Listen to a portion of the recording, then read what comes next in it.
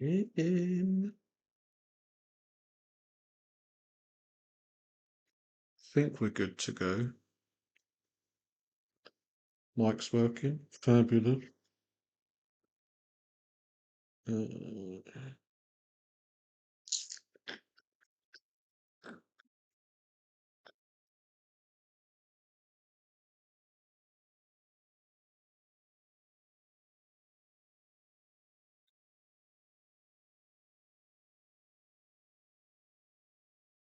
Where's the link for me live?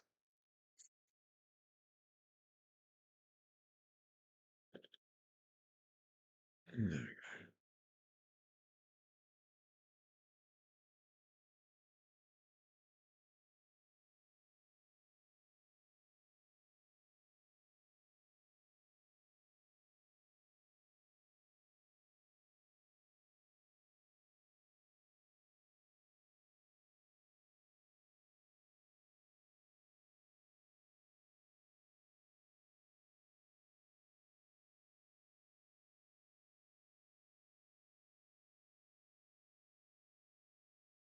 Hello, Alice. Welcome in. Good to see you.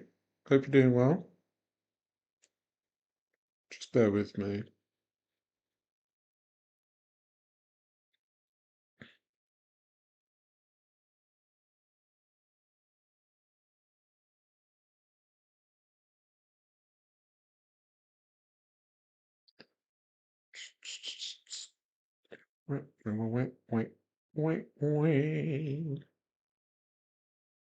Okay, so all set up, ready to go.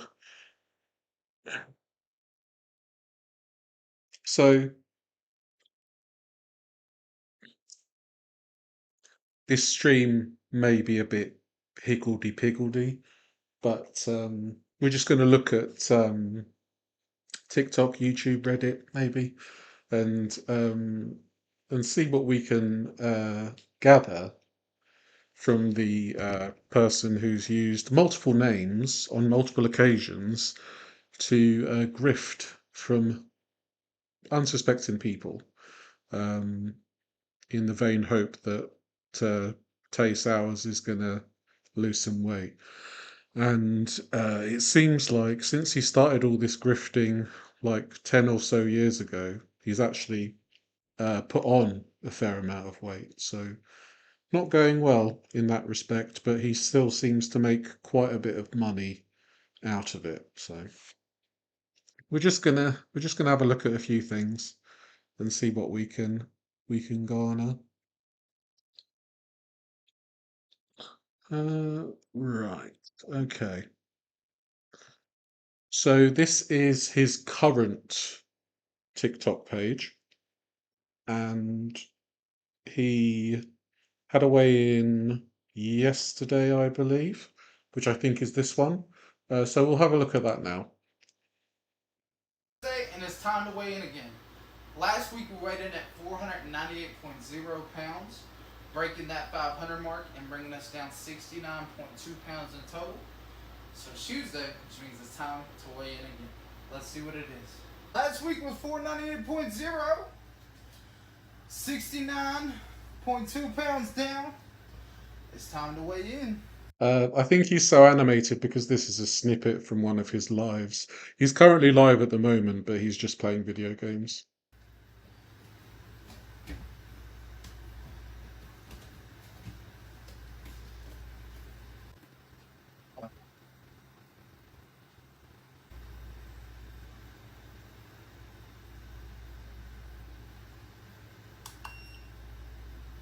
So he lost 7 pounds in a week. The thing that kind of gets me here is that the weight on the scale was varying very wildly.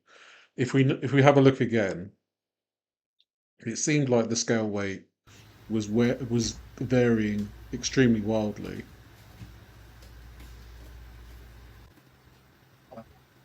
So yeah, it hit like 560 at one point, and then it sort of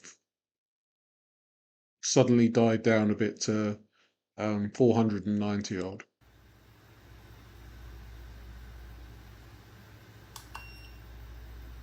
and then he hits it at its lowest So it point, which held is at fair enough. 491.0. So we weighed in at 491.0, which takes us down a total this week of 7 pounds.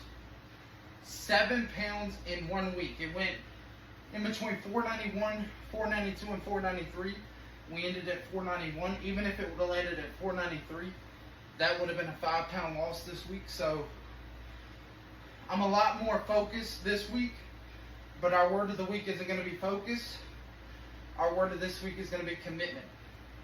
Because if we grind this week, then next week we'll be under the 490s and we'll be right there. So a 7 pound loss this week, that takes us 76, I think it's around 76.2 pounds this week, or in total.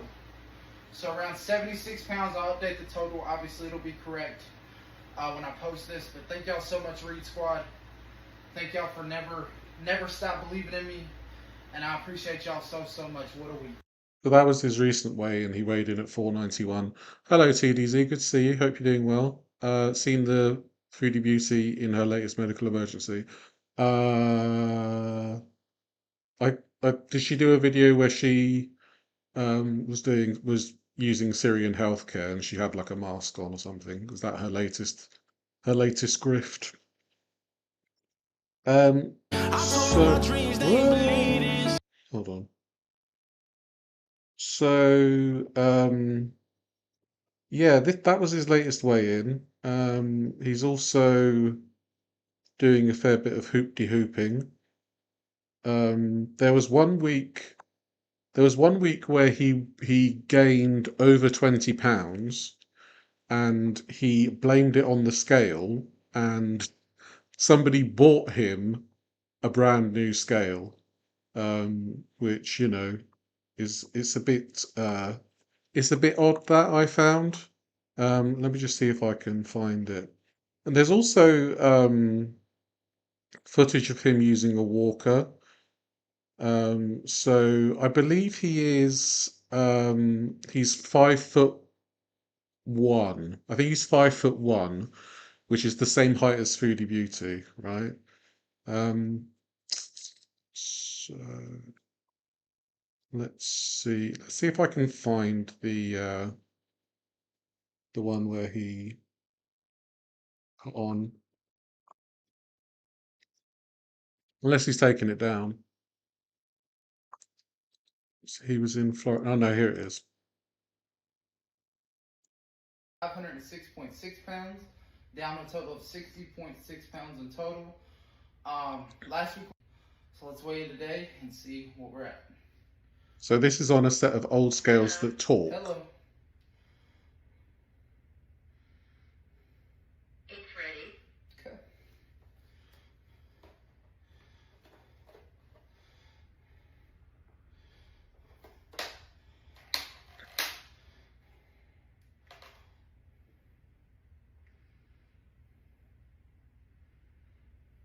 £523.4.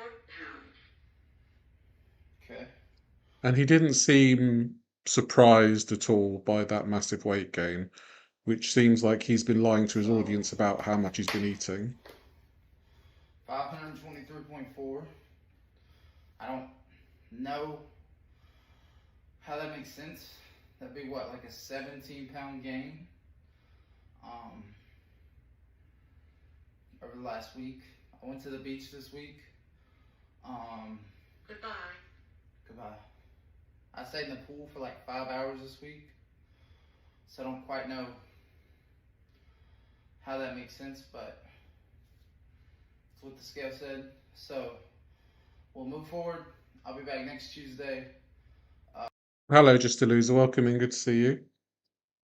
So he didn't say anything about his food intake. He just said he was in the pool for 5 hours and inexplicably he gained 1 stone, 3 pounds, 17 pounds.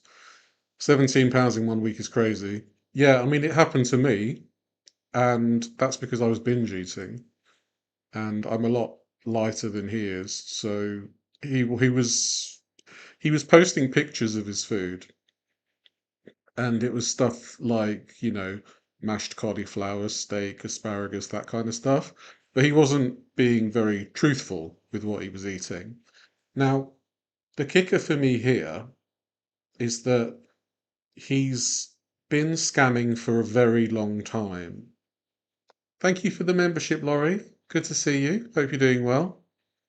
Um, he's been scamming for a very long time, since 2015, where he told people that he was fighting leukemia.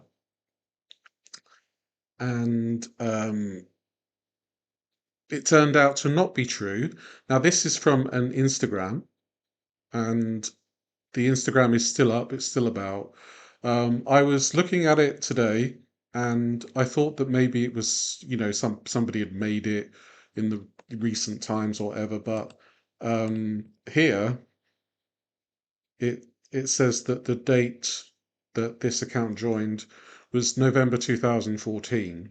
So that means he's been trying to grift in some form or fashion since 2014 at the very least. But the first instance of him grifting for weight loss is in this 2015 news article where he weighs 435 pounds. So he's just been putting on weight in the past 10 years. Uh, oof. So I think this is the article here. Yeah, 435 pound. Um, is that Virginia? Virginia teen uses social media to begin weight loss journey. And he calls himself Taylor Sowers in this. That's his real name, but for some reason he started calling himself Thatdudereed, and apparently Reed is his middle name. But if you're owning your weight loss journey and you're being a truth teller, why are you changing your name, or why are you using a different name in order to make a following for yourself on social media?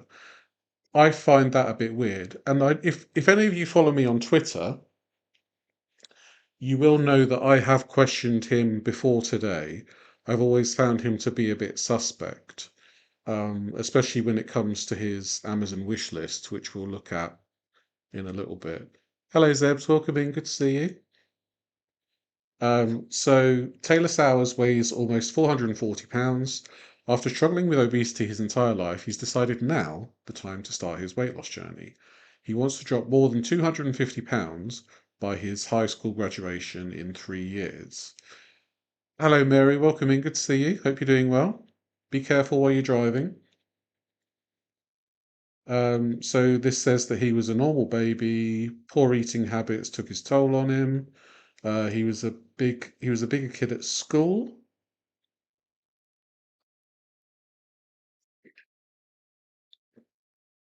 So he was only 15 years old when this article came out, and he was 435. So he's now 10 years older, and he weighs a fair bit more. Um, so yeah, that's not a great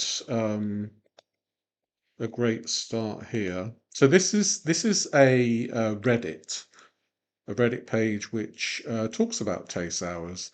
Now, if you have a Reddit page, that tends to mean you're not exactly the greatest individual out there. So the Reddit page says the mission of this subreddit is to expose Taylor Sowers and his family/followers for their lies, manipulation tactics, and fraudulent financial scamming that has spanned over a decade. We are here to spread awareness and, in turn, to prevent and protect others from falling victim to their malicious scams. I tried to click on that YouTube link, but it's private, unfortunately. So yeah, he's been doing this for a while. He's start weight 567. So he's gained weight in the past year. Um, he claimed last year that he was going to be doing a television show with Dr. Now of My £600 Life fame. Dr. Nowzaradan isn't doing any different shows and isn't isn't going to be using Reed specifically for that show. His last TikTok account got banned, um, which says a lot. If he had a 400,000 follower TikTok account and that got banned, then he must have been doing some really scammy, scummy shit.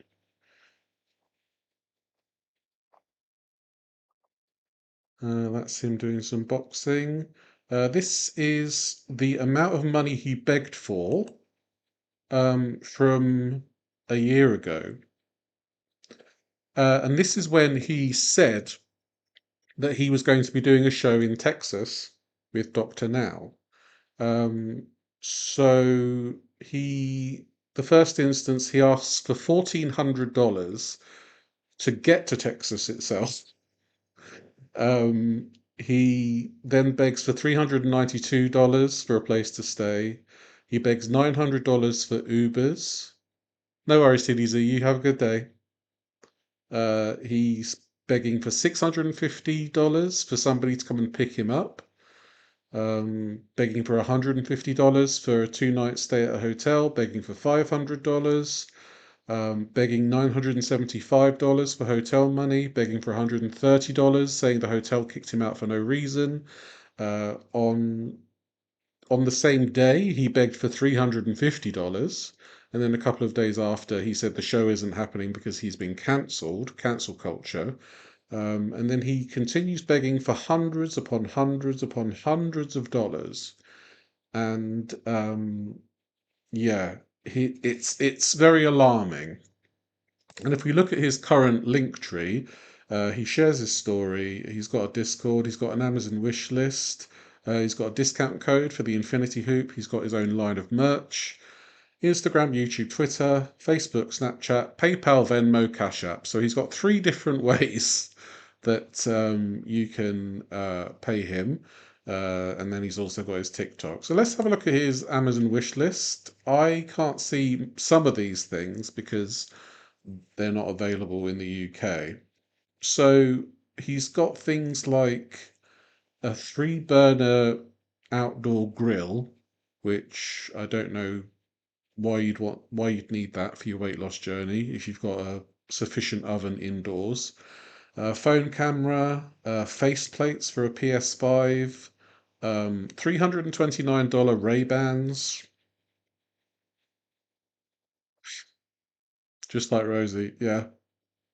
um, Bluetooth headphones, XXL chair, San Pellegrino sparkling water for some reason, a floating entertainment setup, non-stick pan set, microphones. Hello, busy little bee. Welcome in. Good to see you. Yeah, another scammer. Yeah. Sports drinks, vibration plates. Some of these. So let's have a look. Hold on. So some of these have been purchased. So they've bought the Bluetooth headphones, the chair, the boxing gloves, the ring mat, the blanket. Some 5 people bought him 5 cases of Pellegrino mineral water. Somebody bought him a sound bar. Somebody bought him a mini printer because you need a mini printer when you're losing weight, I guess. Um, So it's mainly been clothes, but people are holding off on buying him the 3-burner cooking grill thing, which, not surprised. And this says Kentucky, so he's obviously moved from Virginia to Texas to Kentucky. So he's moved all over the place.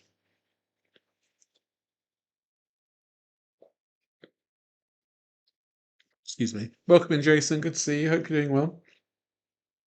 So there's quite a lot of stuff on his wish list that seems to be not it's not conducive to a weight loss journey. I will say that. There's also a Taylor Sowers awareness TikTok, which seems to show our young man being a bit of a liar. So let me see here. So have any of you? That is a nice grill, though. Yeah, that's true. To be fair, but nobody's bought it for him yet. Um, so this TikTok here. Have any of you heard of the boxer Butterbean? Oh, another important thing about Taylor Sowers. He worked with Diamond Dallas Page. Now, if those of you don't know who Diamond Dallas Page is, hello, Maya, welcome in. Good to see you. Um, so Diamond Dallas Page helps a lot of people with his DDP yoga program, and one of the people that he tried to help was Tay. Why champion clothes? I don't know, Kidney J. Welcome in. Good to see you, by the way. So he only wants the best of the best, Jay. I guess that's what it is. DDP Yoga, yeah, exactly. Welcome in, Shah. Good to see you. Hope you're doing well. Um, Butterbean was a boxer who got some help from DDP. I love DDP too. He helps a lot of people. If you know of DDP, he's a great guy who's helped a ton of people out. So this is from when Tay was telling everybody that he was going to be doing a show with Dr. Now, and Butterbean called his ass out. Yes or no? I've already called them though. I've called TLC myself. I got friends there. And that's all I'm going to say, Taylor. That's all I'm going to say. And you know I got. He can't speak on it, but Well, at this point, Jay, he was called Taylor Sowers, but Jay, you'll know him on Twitter as Thatdudereed. So he's using a different name from last year alone, which will tell you something about what kind of person he is. Taylor. Yes or no? I've already called them though. That's as far as I'm concerned. I won't out you. I won't do nothing. All I'm saying is I have legitimate proof that I can't even. Taylor. What? I'm just saying I've called TLC. Between me and you, we're good.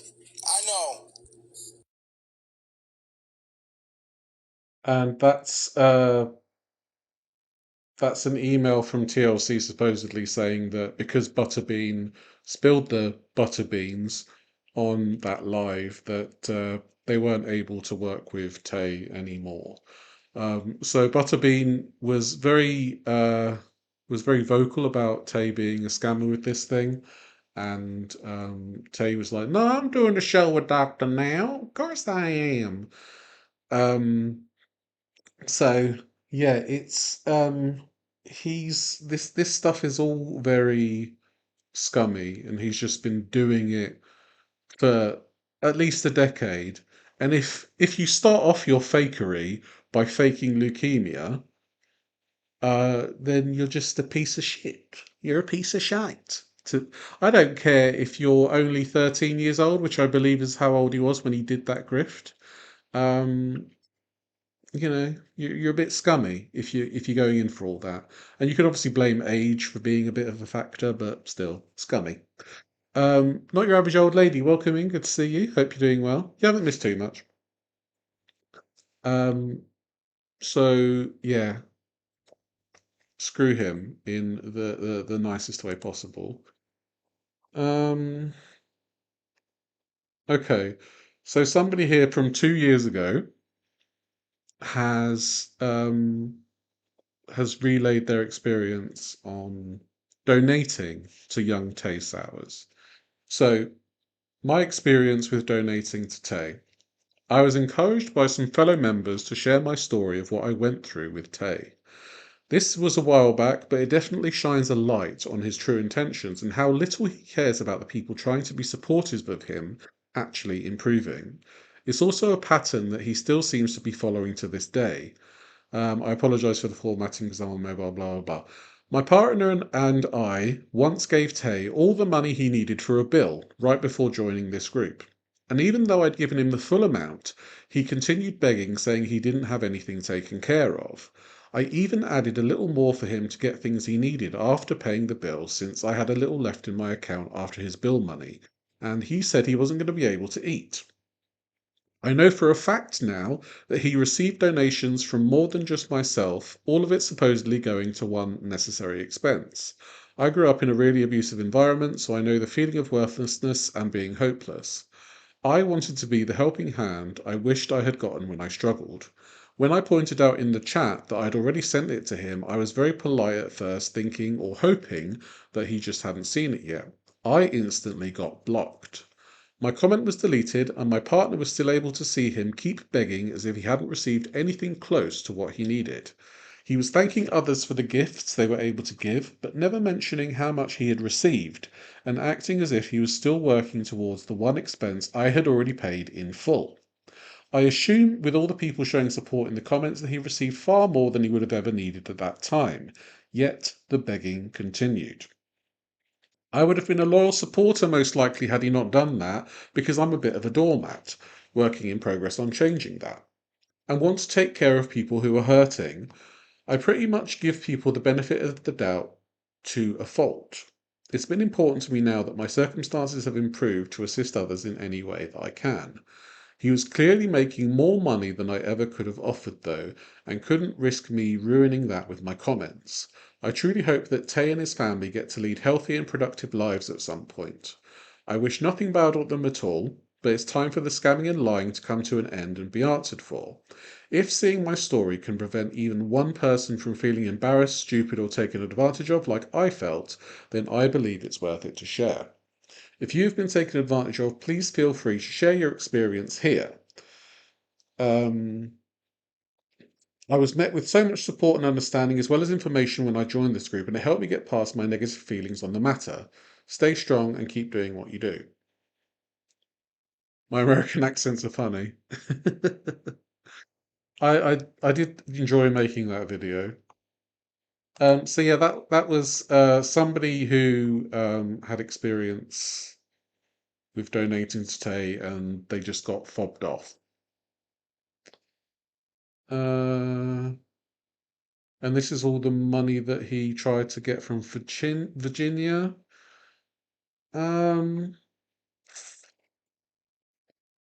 Begging for money, begging GoFundMe, $800 for car payments, $225 to get his power turned back on. Okay.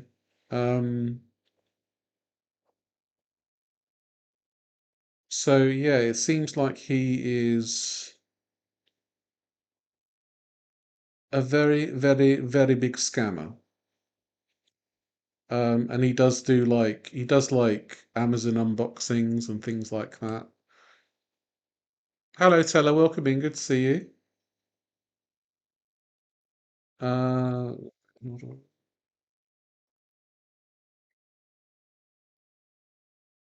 So let's go. Is that YouTube? Okay. YouTube might be a bit easier. And one thing that's it makes Kalari look like Mother Teresa. I know, right? How old is Reed? He is 25, I think he is. I can imagine, Sharp. They're all in the same bloody group chat. So this is pretty much him posting his stuff on TikTok. Sock video incoming.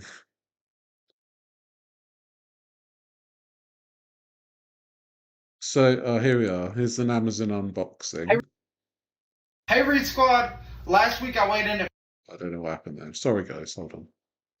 I told you this is going to be a bit higgledy-piggledy. Hey, Reed Squad. So we just did an Amazon unboxing for my wish list today, and I'm going to go over the notes and show y'all what I got. So proud of you on your journey. Stay positive and keep going. As a mom with a big kid that has faced many obstacles, I feel connected with your journey and hope you keep meeting your goals. From a TikTok supporter. That one hit home. Keep up the good work from a friend on X. Enjoy your gift from Jeff Robar. Thank you, Jeff. Enjoy your gift from Teresa Miller. Thank you, TM. Take number 3. So proud of you. Florida ain't ready from D-Baby. Glad you put this on the list. It's so impressive to watch you take control of your health like this. It's a long journey, so don't get discouraged if you have a bad day once in a while. You're doing great from Albert Clump. Enjoy your gift. Love, Kimberly Hall. So That's a fair stack of gift notes. So he's probably got at least 5 or 6 gifts there. So he's I've got heard of the brand, but Brooks has a shoe. Brooks. They say that they're really good, and so I put this on the wish list. It's like a grayish with hints of gold all around it. So I'm super excited for these. New They say that those shoes. help a lot for people who are like, they say they're good in general, but they're also good for people who are overweight. So I'm excited for those. Next up, we got off insect repellent. Or when I go to Florida here soon in 2 days. Insect We repellent have for some banana reason. boat sport sun. You know, well, I think actually, why would you need insect repellent? Because like if the mosquitoes take your blood away, you're losing weight. So if anything, you want to slather the honey on and be like, yeah, come at me, mozzies. You know, I think that would be easier. I don't know. So insect repellent, Sunscreen, lip balm. sunscreen, lip balm, We have aloe vera gel, also for Florida, just in case aloe you do vera get sunburn. gel. Yeah. We have 2 more packs of the copper compression socks, and each pack has 2 pairs in it. So now I got 6 pairs of compression socks, one for basically each day of the week. Right. We also got these, which slide right over your glasses. So if you want sunglasses, these slide right over, so you can still see everything. But you also got the sunglasses too, which is really cool. For those who didn't know, last week somebody got a bed off my wish list. It's gonna be here in like 2 to 3 days. Somebody somebody bought him a bed from the Amazon wish list.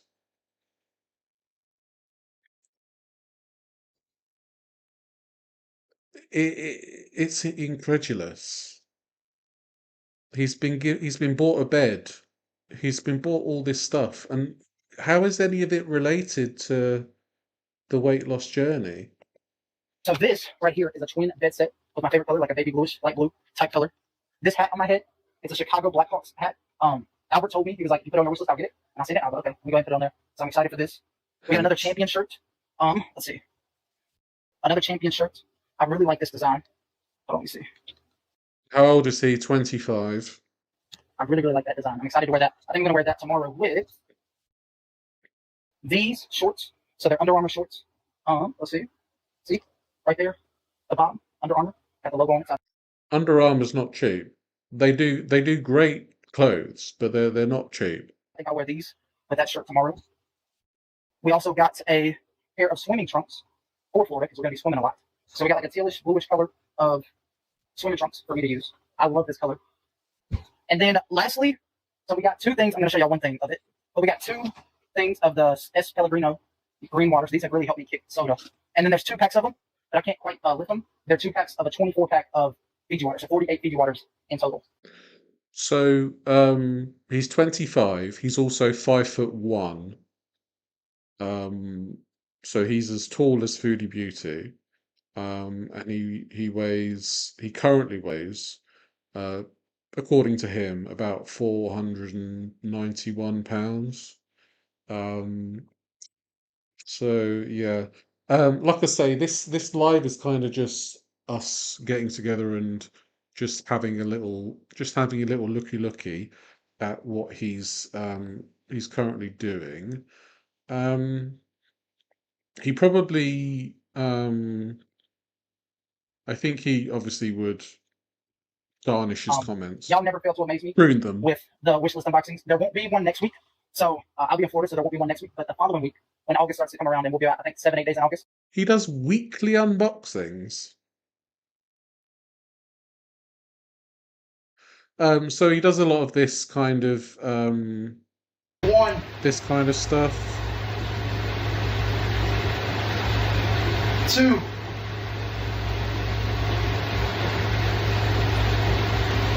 3.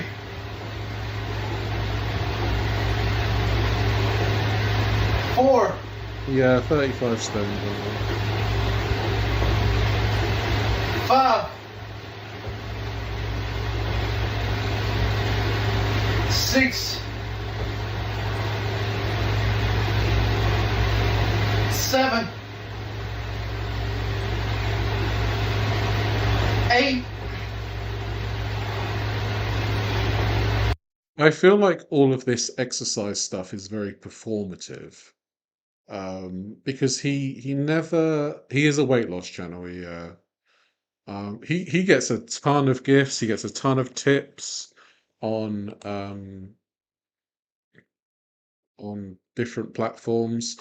He's got PayPal, Venmo, and Cash App. He's on Twitter as well. Um, so he has a thing where you can tip him, and I mean he looks like he has lost weight. To be fair, he's got a lot of he does have a lot of traction. He's got 17.3K followers, and his previous TikTok under his previous name had over 400,000 followers.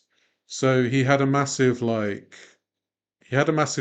but his major TikTok account got banned, which is very telling for such a large account. Um, Walking in a store for the first time in 2.5 years with no walker. So he's been using a walker, but apparently in his previous accounts he wasn't using a walker. So this walker is a new item that he's added to his repertoire. And there's some shots from May to June. He doesn't post anything. He doesn't post anything related to what he eats, which I think is very suspect. All he talks about is how much exercise he does. And those of you that know that you can't outrun a bad diet. It's always going to be the majority of your weight loss comes from the kitchen. So you lose weight in the kitchen and you get healthier in the gym in terms of like fitness, stuff like that. So it's yeah, I'm very concerned that this guy is grifting a lot of people. I've seen him get like $500 tips, $50 tips, things like that. Um, and he's undergone multiple name changes in the past 10 years. So it seems like it's something that he's very adept at doing. That sounds just like glitter and lasers. Yeah. Welcome in, Wicked Weird Wednesday, by the way. Hey y'all, my internet's been down for 3 days. He needs $130. Um,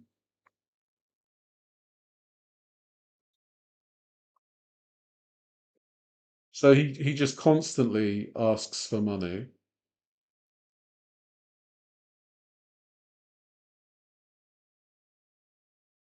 Let's see up here.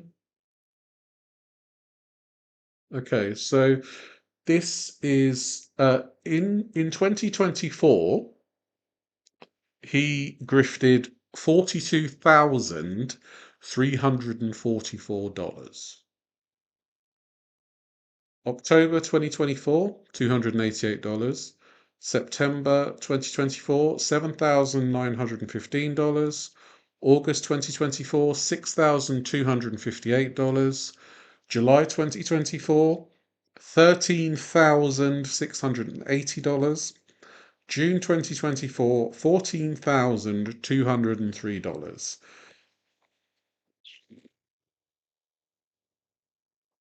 So, yeah, incredible amounts of money he's gotten from various platforms.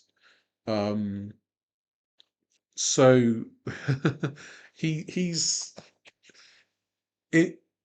I do wonder if it's just him or if it's him and his family, because he is a young man. He's only 25. Um, so I wonder if he has multiple people helping him out. Um,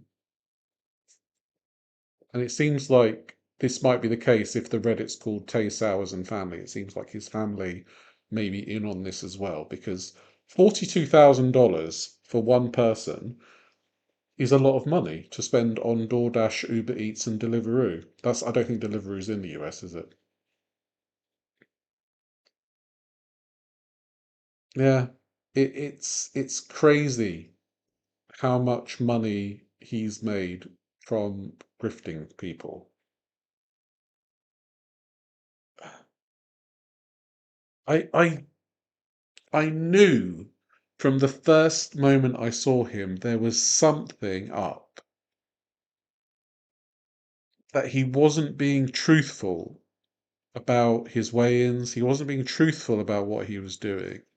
And for those of you that, like I say, for those of you that follow me on Twitter, I have reposted about this guy in the past, and I've said that his Amazon wishlist thing didn't sit right with me because all of the items were not really like anything weight loss specific. They were all like just anything and everything kind of items.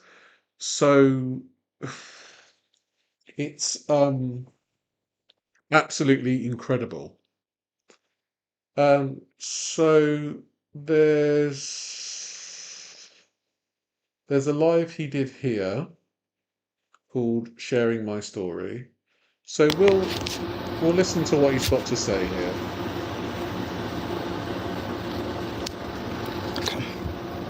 Hey everybody, thank you. Here we are. I want to let both chats know I'm not looking at either side. I'm not looking at TikTok. I also have the chat turned off for. He's streaming on multiple platforms at this point. He's streaming on TikTok and on YouTube. Y'all can still chat, but I have the chat turned off for YouTube. So we're here for my story. I've told my story before to people, but I've never told it in the way that I'm about to tell it, and being raw and uncut and just not caring, you know, like my skeletons, the good stuff, the bad stuff, everything that makes me me is why I'm here to tell y'all my story today. For anybody who doesn't know, who might be new here, I am 41 days consistent today in my journey. Today, okay, hold on, start that over. Y'all need to have my full undivided attention, and I'm sorry, Chanel the dog took that away. So I'm 41 days consistent today in my journey. And for those who don't know, I've been trying to lose weight all my life. Literally all my life. Since I was 3-4 years old, I remember being big. And I'm like, I've dealt with that my whole life of being big. Like, when they think of me, they think of big. Another thing I want to tell you, I know some socials you find me as Reed, some socials you call me as Tay. Reed is my middle name. Tay is my first name. It's not hard to figure out, but people seem to think that I try to hide who I am and do whatever. Like I said, this is that story. This is me coming clean and letting y'all know everything, the good, the bad, and the ugly. Apart from all the scamming, I don't think he's going to be telling us all about that. What was my heaviest weight? It was over 500 pounds, over 35 stone. I have pictures that I'm going to show y'all along the way as well. But just to give y'all some context about me, I'm 25 years old. Like I said, I've been big all my life, and I'm just trying to find a way in life that I cannot be big anymore.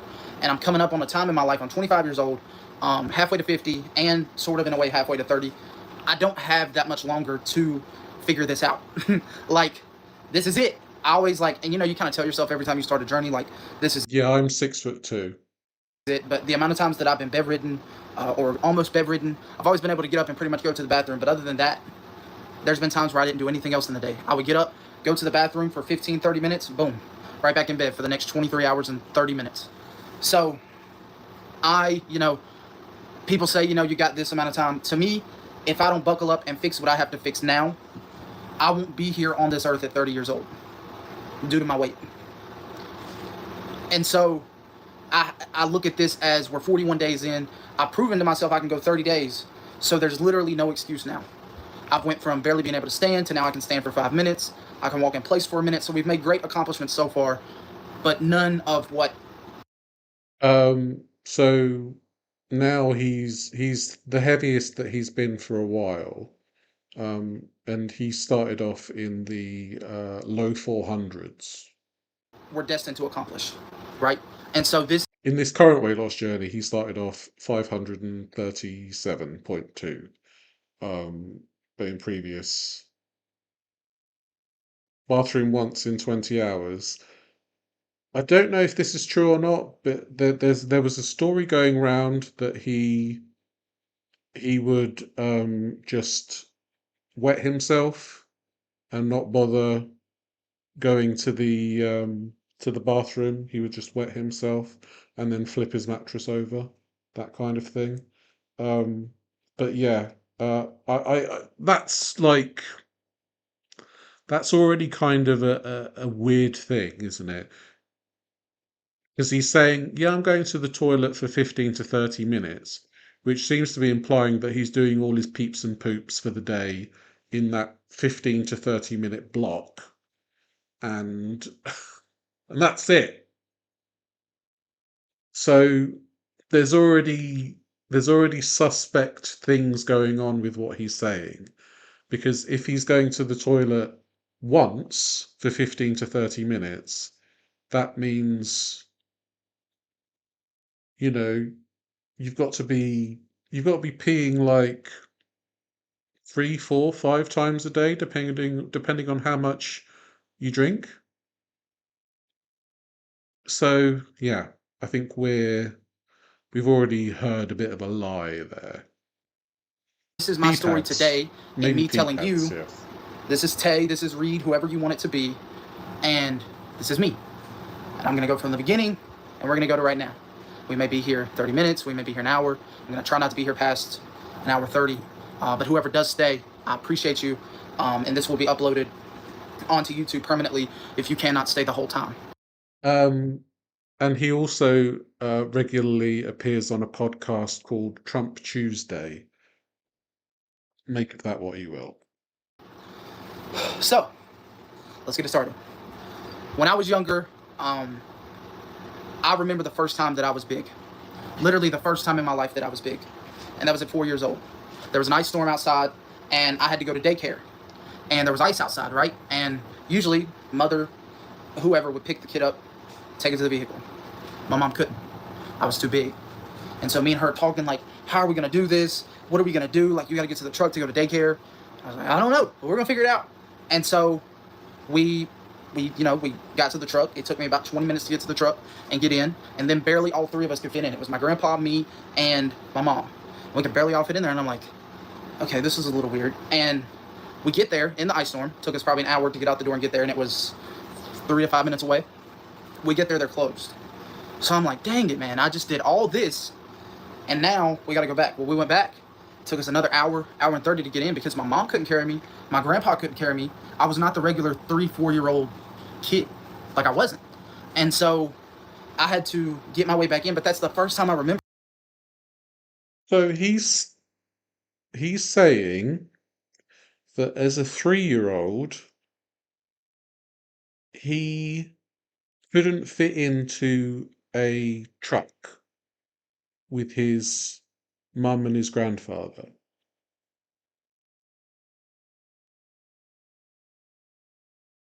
Right. And it took them an hour and a half to get there to the daycare, and the daycare was closed. Um, and yeah, Ren, exactly. I don't know how we're going to figure it out. If you're 3 or 4 years old, you're going to be sat there like, why did daycare close? Why did daycare close? Why did daycare close? Why the daycare close? You're not going to be thinking about anything else apart from why the daycare closed. And you've got to be a big father mucker to be 4 years old and not fit in a truck with 2 adult humans. You've got to be like Andre the Giant or something. It's not tallying up. It's not tallying up. I remember sitting there and being like, I'm big. Like, if my mom can't carry me, then something's wrong. Like, something isn't good. And so that was the first time in my mind I thought, I'm overweight. Obviously, I didn't understand what was going on. I didn't know what was happening, but I knew something was wrong. So this is a picture of me as a baby. I don't know how old, but I know I was a baby. That's me. I was chunky already. He was chunky yet funky. I mean, I don't know how old he is there, but he just looks like a puppy fat kind of child. I don't really see anything.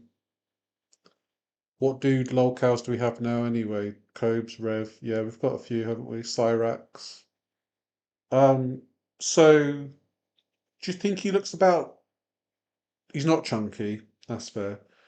I was just seeing a little bit of chinage there. So how old do you think he is? Like, that's only got to be like maybe a year or two before he's gone to this daycare and had this epiphanic moment where he's like, "Mother, please firm the vehicle. Alas, we cannot go to daycare today.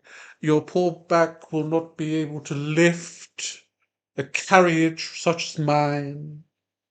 Mother, we must go back home for Eggo waffles. Thank you so much." How did you know something was wrong? I don't know. Chunky already is a baby. So it's like, you kind of feel like you have an unfair advantage, but we'll get to that. And then this is me graduating daycare. As you can see, He's got that kind of Tammy Slayton kind of forehead, so you know he's a big, big, big, big fella. Big, big. big. Big. I was big. There's no getting around it. No getting around it. I was a big kid. And so, you know, and then you start to kind of understand at 5, 6 years old, like, my dad wasn't around as much. He was still in my life, but he wasn't around as much. And I also want to preface this with, I have no issues with any member of my family. I love all of them.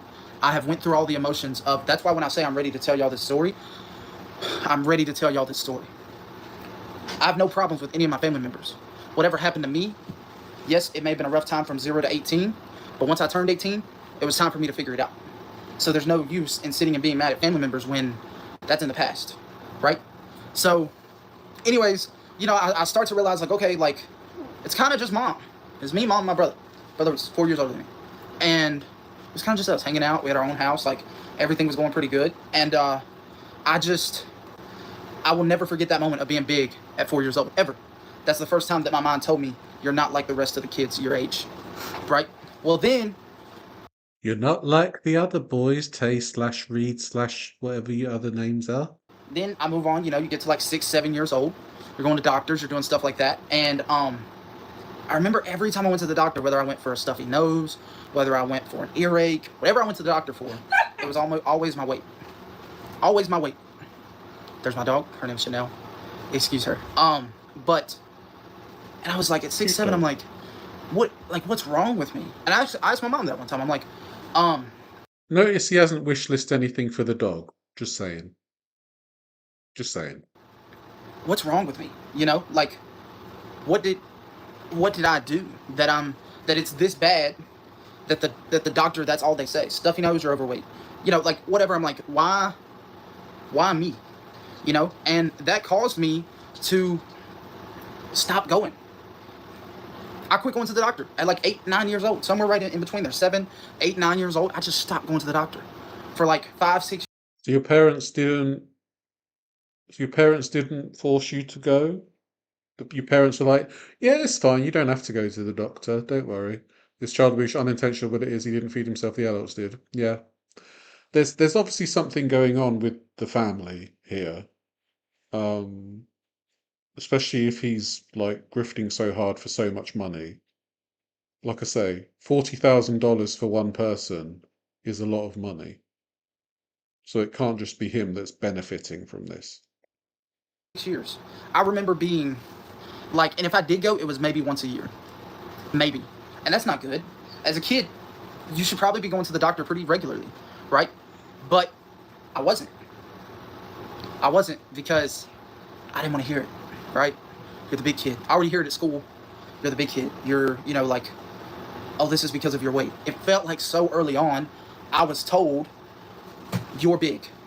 And that's it. That's all I was. I wasn't Tay. I wasn't Reed. I wasn't special. I wasn't nice. I wasn't cool. I was big. That's all I knew about myself, right? And so, stop going to the doctor as a kid, which definitely shouldn't have happened. Then, you get to like 8 or 9, and here's some more pictures of me as a kid, just so y'all can understand. Is his brother a chubby bunny too?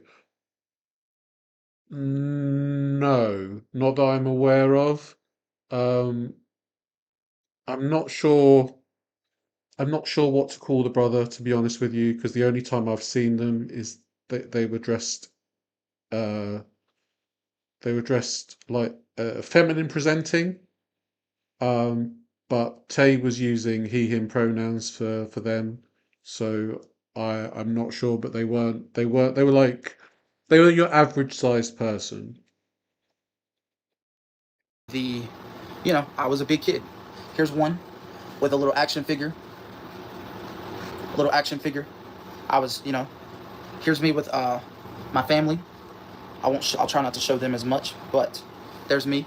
I got like a stank of look on my face because I'm like, it's hot. Why are we even here? His family are quite average sized, so there has to be something up there.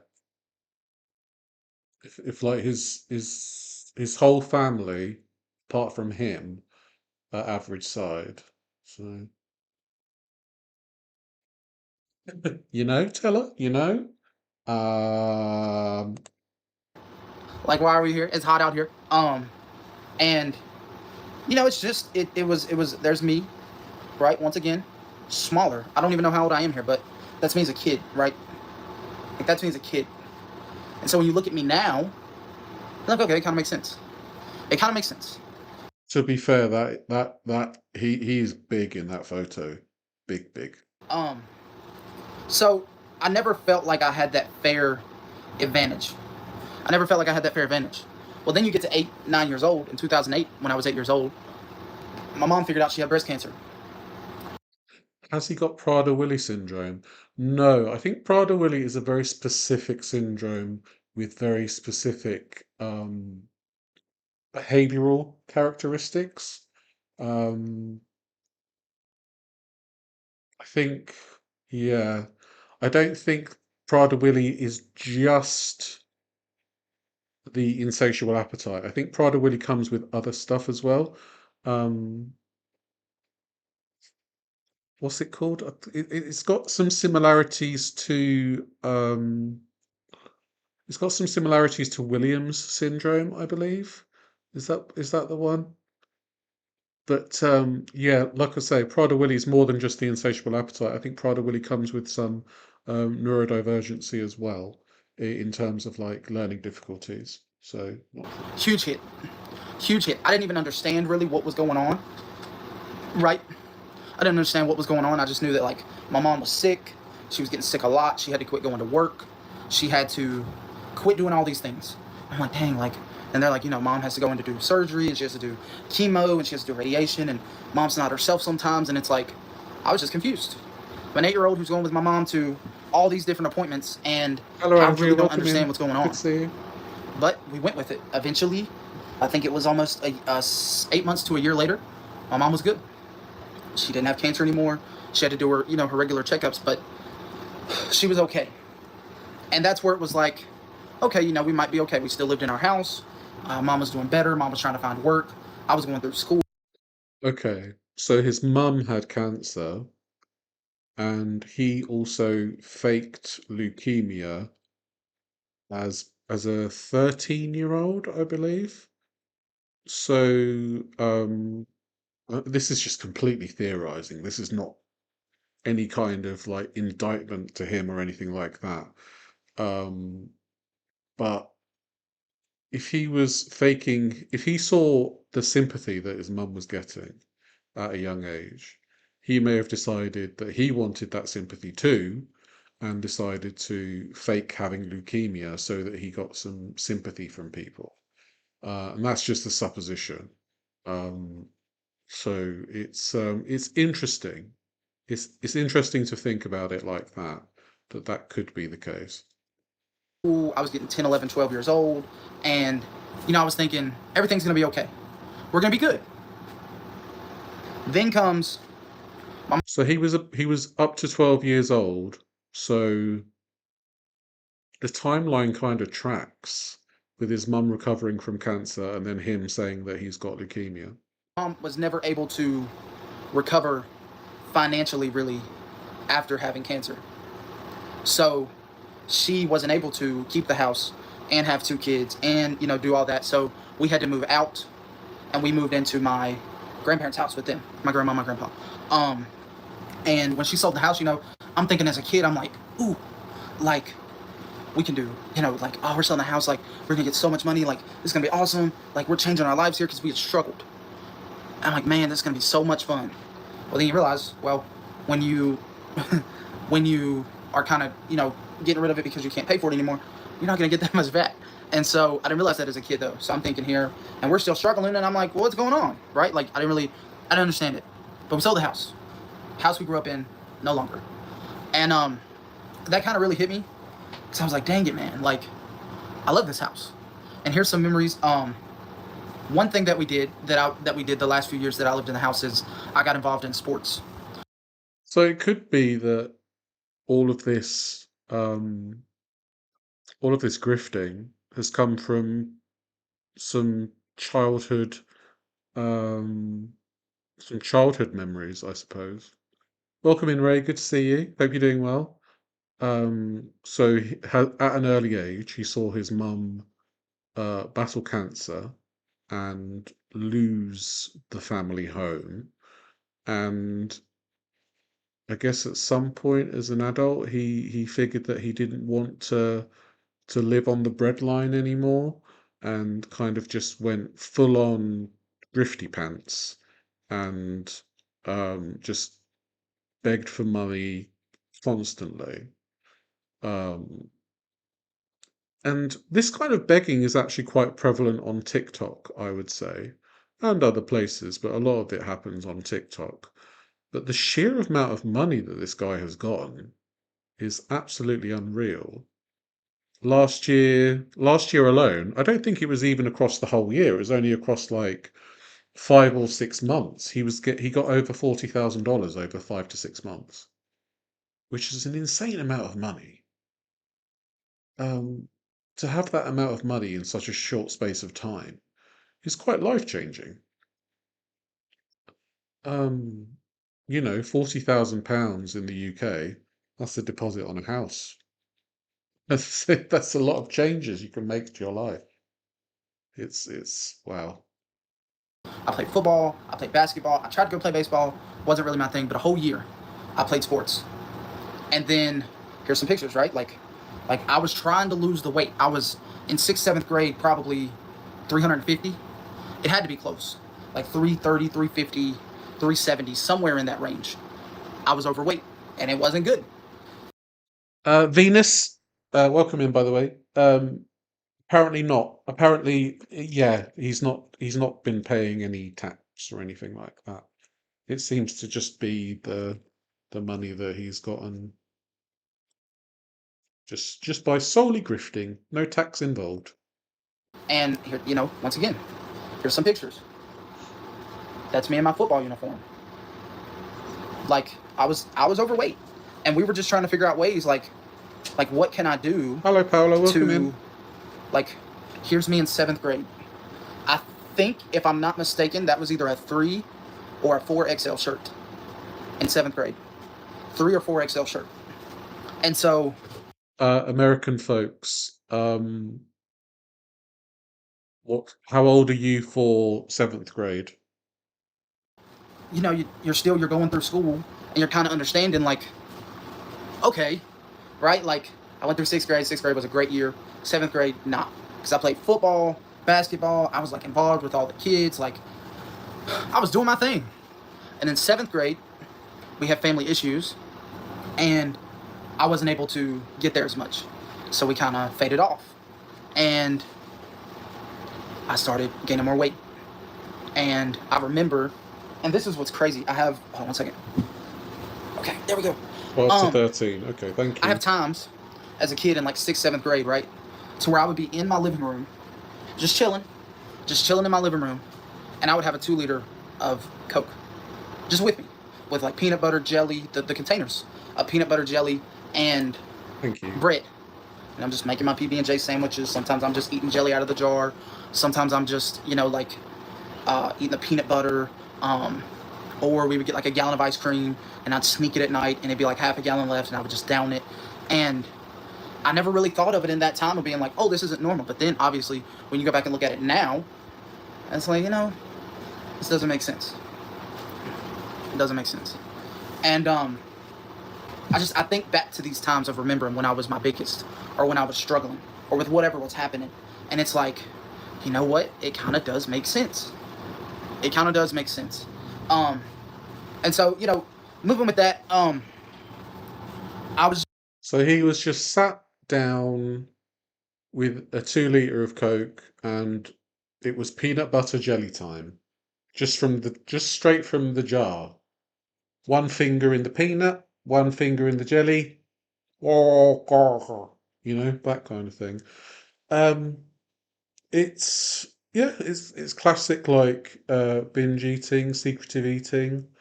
Um, I feel like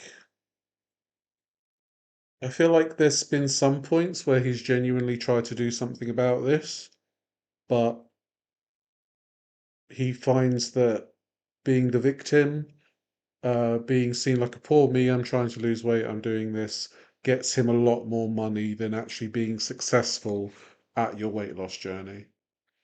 just I was struggling because we sold the house.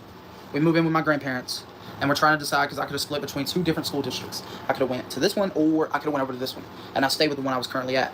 But at the one I was currently at, high school started in 8th grade, and I was like, okay, okay, let's figure this out. And I was in 8th grade, and everything went good. Everything went really, good. I struggled because it was a lot bigger building, but it was okay because I was in high school. I got bullied a lot, but I've always been bullied. Bullying doesn't really affect me because when you get bullied your whole life, you kind of just accept it as, it is what it is, right? Hold on.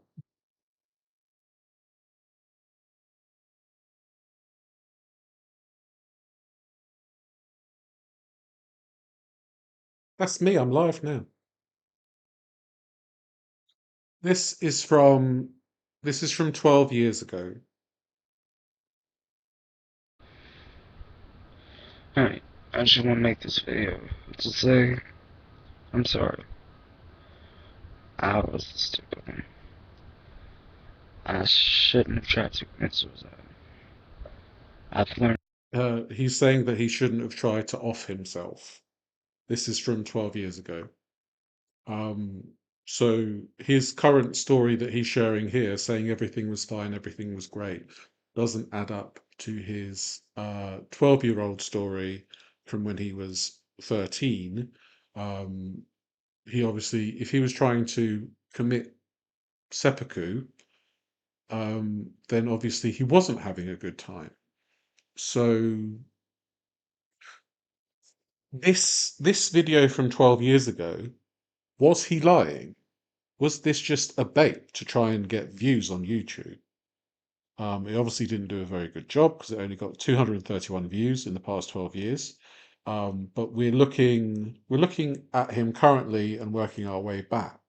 So we have to wonder if this was real, or if it was a cry for help and he didn't actually do anything, or if it was just something to garner sympathy.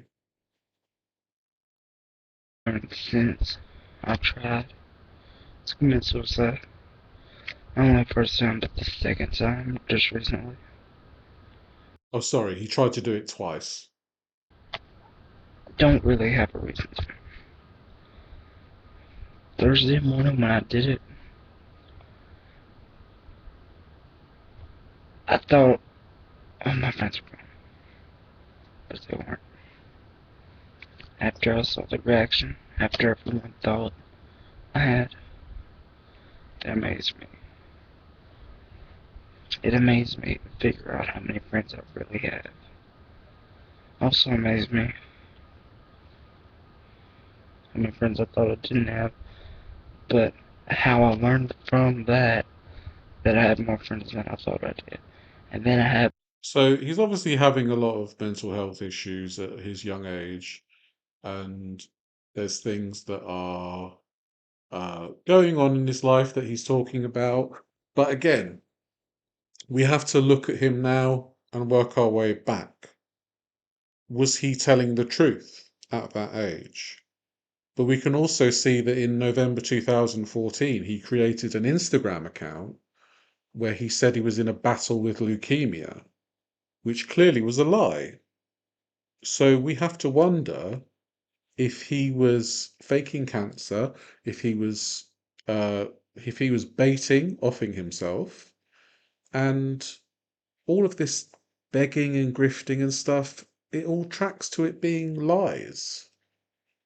And I'm happy to be proved wrong by any kind of receipts, but we've seen the receipts of him saying that he was battling leukemia on his Instagram account.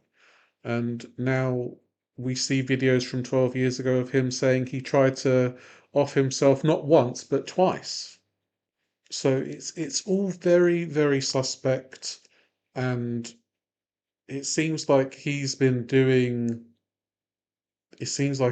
just been lying and lying for over a decade now. Yeah, he said he was having a battle with leukemia, and obviously that wasn't true. Well, I get to 9th grade. I didn't even get to 9th grade. Because he would have mentioned having leukemia in this video. I don't think he mentions it. First of all, the summer after 8th grade, I had went to the dentist and came home, and I started feeling a little sick. I got a root canal. I'm like, dang, did I get a bad root canal? Like, what happened? Well, I had gotten a mosquito bite, and I had picked at it over and over and over and over and over again. Put peroxide on it. Well, if anybody doesn't know, that's not the thing that you do.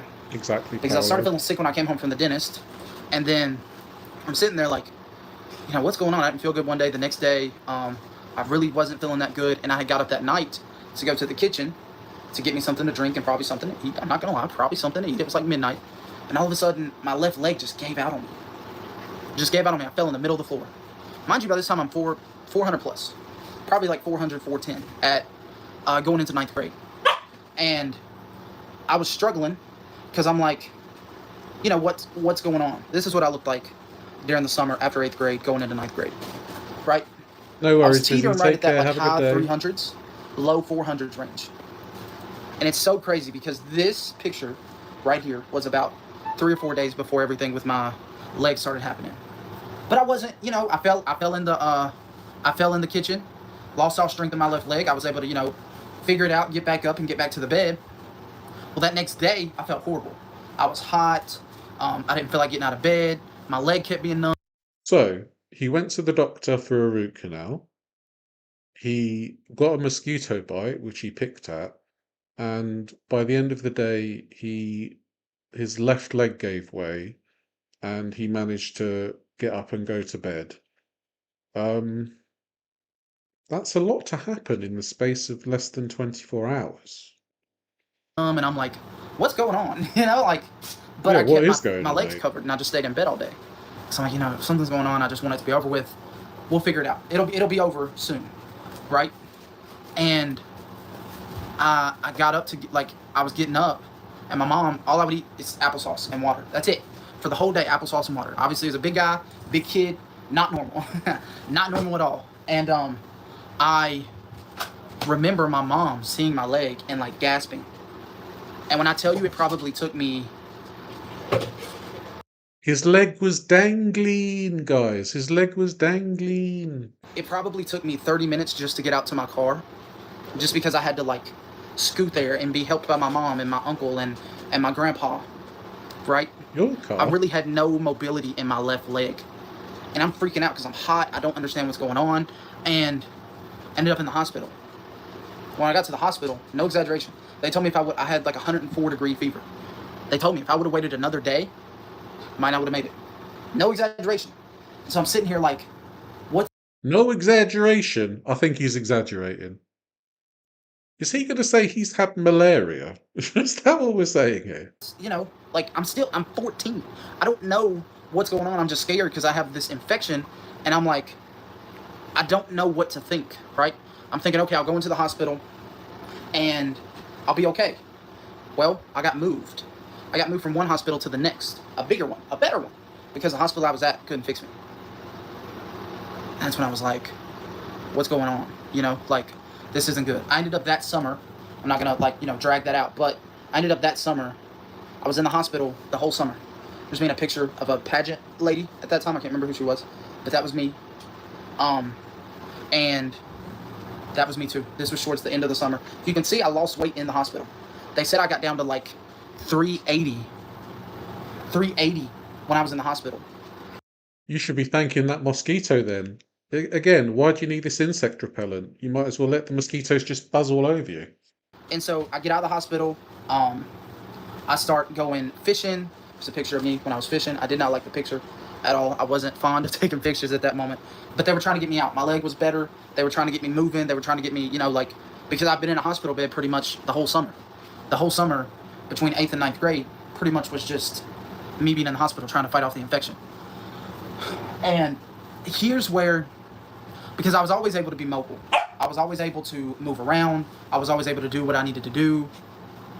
But my doctor told me, you know, you're just now getting out of the hospital the whole summer. We're going to take you out of school and put you on Dog's barking for every single lie he's telling. homebound, which was through the same school, except you stayed at home. Well, first they did it for the first semester. That is probably the first time in my life I felt depression. Cellulitis. Yeah, maybe. I stayed home. If I wasn't doing schoolwork, I was eating. And that's the hardest part that I think about, because I feel like that's where everything went left. I feel like before then I had a shot at doing what I needed to do. And then as soon as they put me on homebound, it felt like I gave up, and it kind of felt like people gave up on me. I don't think they meant to. Everybody else's life had to continue to go on. I've seen a teacher twice a week. You know, mom's trying to work. Everybody's trying to do what they have to do for themselves. But I felt like I was giving up on. And so we got to the second semester, and they're like, you know, we don't think you're ready. Your mobility hasn't gotten better. We weren't trying with my mobility. And that's partly on me, but, you know, like, we weren't trying with my mobility. And so I felt like the first semester was bad. Well, I think when you reach like 13, 14, you do need to start doing more of these kind of things for yourself. And if you're not being mobile for yourself at that age, then it's going to be hard for people to you know, expect them to do it for you. And especially if you're, you know, 300-400 pounds and you're a teenager, people are probably going to be a bit intimidated because, you know, you might be emotionally volatile as a teenager. So perhaps it's mostly his fault because he wasn't moving at that age. And people can only tell you so much to do something before you're just like, nope, not doing it. Because I was getting bad off. And then the second semester, it was just like, you know, I just continued to eat. And I would fail classes, and I would eat, and they would get on to me, and then it just would be what it was, right? Like, it was what it was. And I feel like that was always a big time.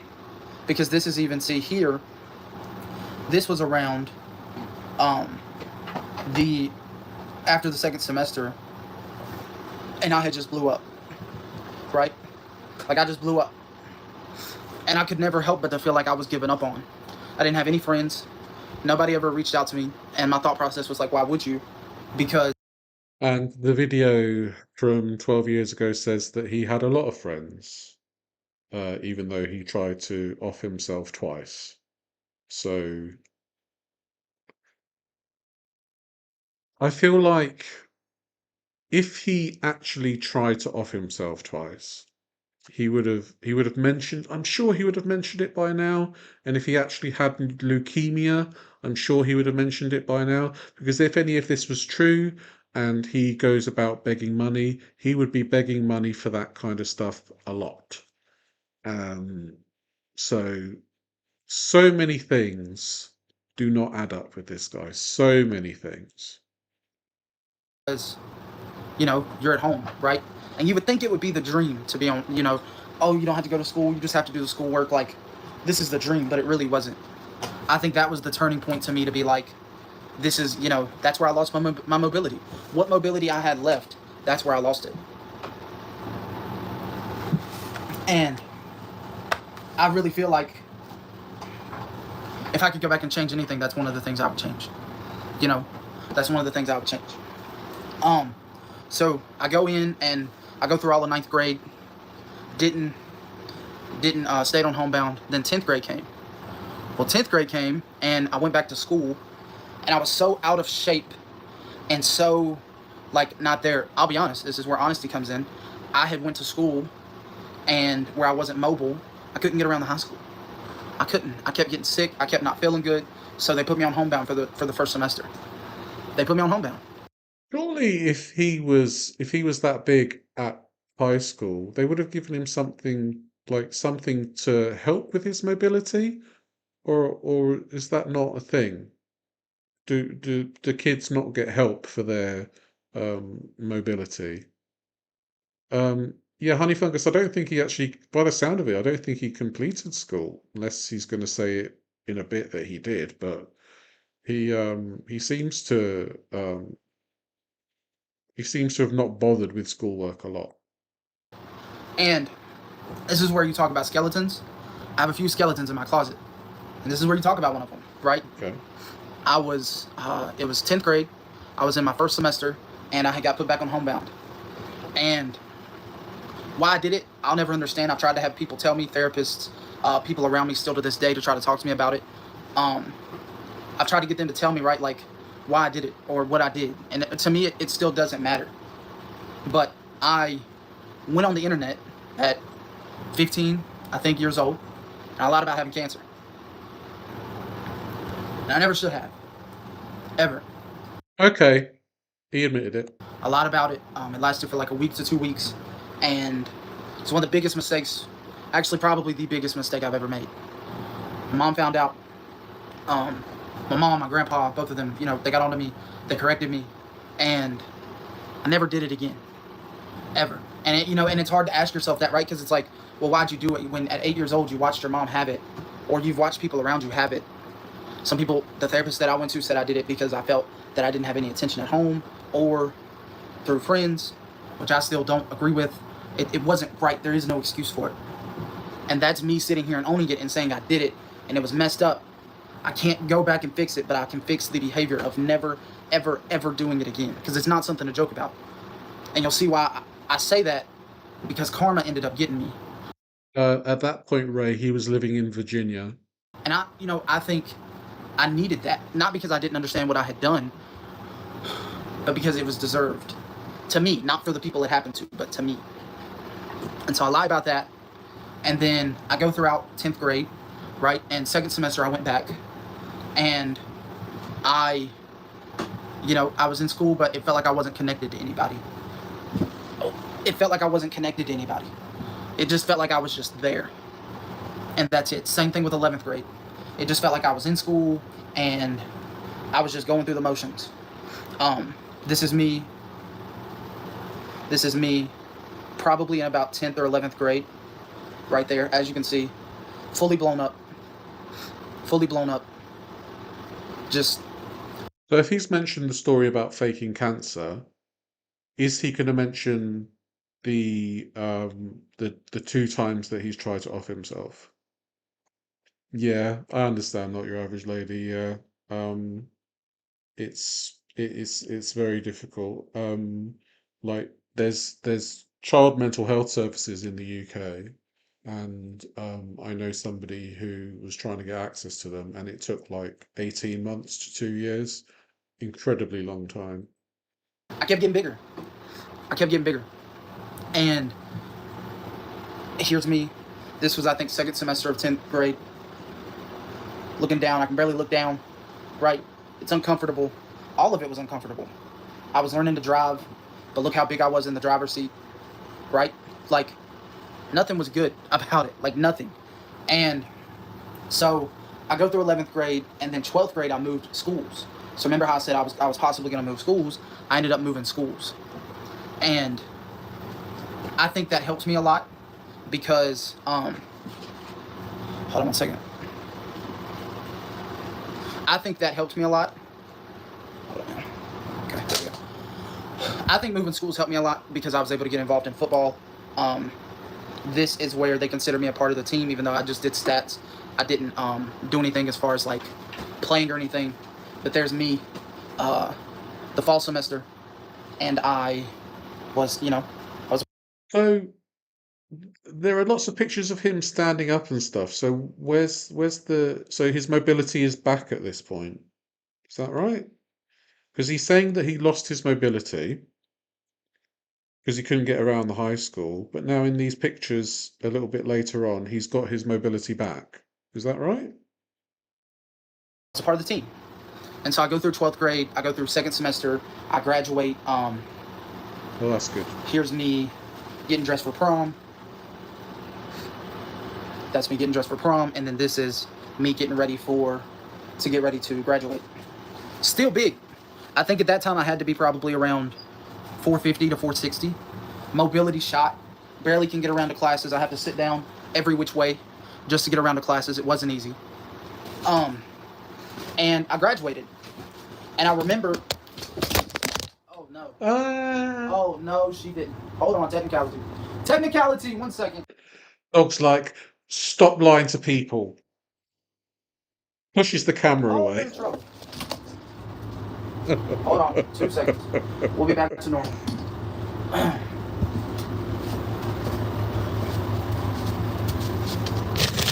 2 seconds.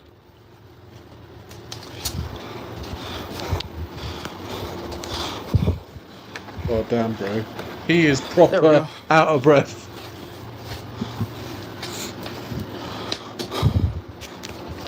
Okay. Okay. And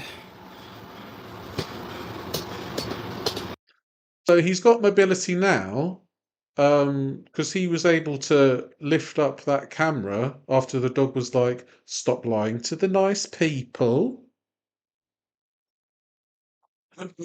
Oh yeah, definitely, Ray. I mean, when I was at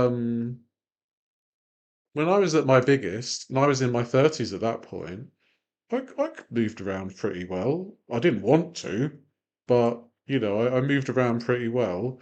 Um, During COVID, it was especially bad where I was getting out of breath going to the bathroom. Um, I could still kind of do some movement. I just was like effectively just knackered doing a couple of meters. we're back. And we're back.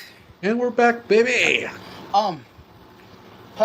Dogs know. Dogs know. So, back to it. So I graduated, and I got an offer to go to Liberty University, which I was super, super excited about. Like, okay, cool, I can go on campus. We went to campus to check it out, me and my mom. I didn't last 15 minutes. I couldn't get around campus. I was too big. I wasn't mobile. How do you expect to barely get around a high school, but then you're not going to be able to get around on campus? I felt so defeated. So he successfully graduated high school. Liberty University, never heard of it. Wonder what he was going to be studying there. When I left that campus that day, we stayed for 20 minutes. We had planned to stay the whole weekend. We went back to our hotel room, and we left the next morning. And I think that was the moment that I kind of started to give up. I think that was the moment that I'm like, I can't go to college. I can't be mobile. I can't move. You kind of start thinking like, it's not worth it. Like, maybe I'm not meant to go to college. Maybe I'm not meant to do anything. Maybe I'm just meant to sit at home with mom. And my mom was my best friend. She still is one of my best friends. Seems like his mum's an enabler, judging by the kind of things he's been talking about. Yeah, it seems like he's got kind of a codependent relationship with his mum, maybe. That's when depression and anxiety really started setting in after high school. Because I felt like I didn't have a purpose. And I didn't know where to go or how to lose weight. I would have people tell me, like, see a nutritionist, work out, do this, and I would try it for a few days, and then it just wasn't able to work. And so I literally sat there from... Well, you need a bit more than a few days, especially at your weight, if you want things to work. It's not going to be a quick fix, unfortunately. So maybe that's, where you were going wrong initially. The middle of 2018 until 2019, 22 and just got bigger because I felt like I didn't have a purpose. There was many nights I laid there and I was like, you know, like if I pass away in my sleep, I do, because there was so much weight on me. I remember in 2019, I had went to have a meal with my mom, and I didn't know it was heartburn, right? I was getting chest pains, and I literally sat with those chest pains and heartburn and acid reflux for like 6 months with constant anxiety that I was going to have a heart attack. You shouldn't be 18 or 19 and be sitting there 24/7 and be worried like, man, I might have a heart attack because I'm too big and my body can't take it. That's all that ran through my head was my body can't take it. And that felt like it just was ingrained in my head because I didn't feel like there was anything to do. I didn't know how to get out. And so then you move to, like I said, 2019, and my grandma ended up having breast cancer, right? And they were like, okay, like she has breast cancer, you know, it's not good, but we'll do a PET scan and we'll kind of see what's gonna happen. But I need y'all to understand, I lived with my grandparents from the time I was like 12, 13 years old, and I was 19. They were my life. My mom, my brother, and my grandparents were my life. And we took her in for surgery to help her get her surgery for breast cancer. And they were like, we'll tell you the PET scan results after the surgery's over. Well, the surgery was over, and we're like, okay, cool. She made it through surgery. And the cancer was all over. Literally, like in her brain and her bones, like. Well, sorry. So they were going to tell her the scan results after the surgery. Why? What is there anybody that could tell me why they would do that? I'm genuinely not. I genuinely don't understand why the doctors would do it in that way.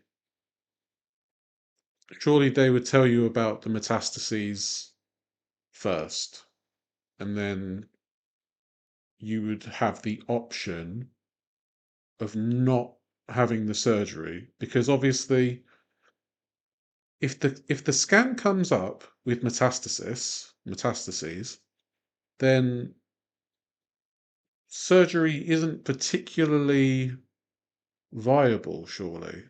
Well, I don't understand the whole thing about that, but it seems to be odd that they would not tell her the scan results first. They would do the surgery first and then tell her the scan results. That doesn't make sense to me, but that could be the way they do it in America. I don't know. The cancer is spread all over. And I didn't understand it, right? And so she pretty quickly was assigned to hospice. And I sat there right by her side for the next, I think it was like 4 months. She had that surgery in July, and then she passed away in October, a day before her, I want to say it was her 74th birthday. And so from July to October, I just sat there with her. You know, like anybody who knows hospice, you kind of just sit there and they either pass away quickly or you kind of sit there and you watch them deteriorate. And I was like, man, if only we could have called it earlier. Like, if only, you know, like if only. Since she passes away, and I sit there, right? And obviously, I had lied about the cancer, and I'm sitting there and like, all I can tell myself is like, this is your fault. Like, if you never would have lied about it. But I still to this day feel like I deserved that. Not that my Nana did. My Nana never did. But I lied about some crazy stuff. And then that happened. Don't say it's your fault that your nan got cancer. It just it doesn't work like that. It's that's a very odd thing to say. Sorry, it's a very odd thing to say. Maybe he means a biopsy then results. Yeah, maybe. I don't know. Because it just seems a bit odd that they would not tell them the scan results, have the surgery anyway, especially if they knew the results of the scan, being her body had metastases, and then they would do the surgery knowing it wouldn't be successful. And then, so she passes away. And my grandpa, I think it was like 8 months later, going towards the end of 2020, end of getting ready to go into 2021, and my grandpa's having a real hard time, and we just thought it was like, oh, he's missing grandma, like he's missing his wife, and it wasn't. We figure out in March that he's possibly got colon cancer. Well, we take him and we get him checked, and we do all the precautions, and they call us after doing the procedure to check, and they're like, look, we're not 100% sure, but we're pretty sure that he has cancer. So they're like, man, I really messed up. And I'll always consider, like, I definitely messed up, but I'm sitting there like, dang, like it felt like karma 2 times over. And I'm like, like, it's all right, like he'll get through it, we'll help him, like it doesn't matter, I'll take him to every appointment. And he didn't. He made it to June, and he was having a hard time, so they put I think it's a colostomy bag. They wanted to put a colostomy bag on him. And I kept thinking, man, that's not a good idea because he's so weak. But he insisted on it. And even the day that we took him to surgery, he could barely, like with his own power, he could barely, Welcome in, Porcelain. Good to see you. move. And we took him. It was like the middle of June that we took him. And then he left that hospital on hospice because it was like, he's bad off. And he passed away at the beginning of July. And so you look right, and you're like, man, both of them passed away due to cancer. And then, obviously, like, mom had it, and it's like, man, I really fucked up. And I'll always say, never ever do I think that they deserved it. They never deserved it, but I felt like that was karma for me. And I'll always live with that, always. Why would it be the karma for you? Surely if it was the karma for you, then you would be... I mean, you've already got the karma being in the body that you're in.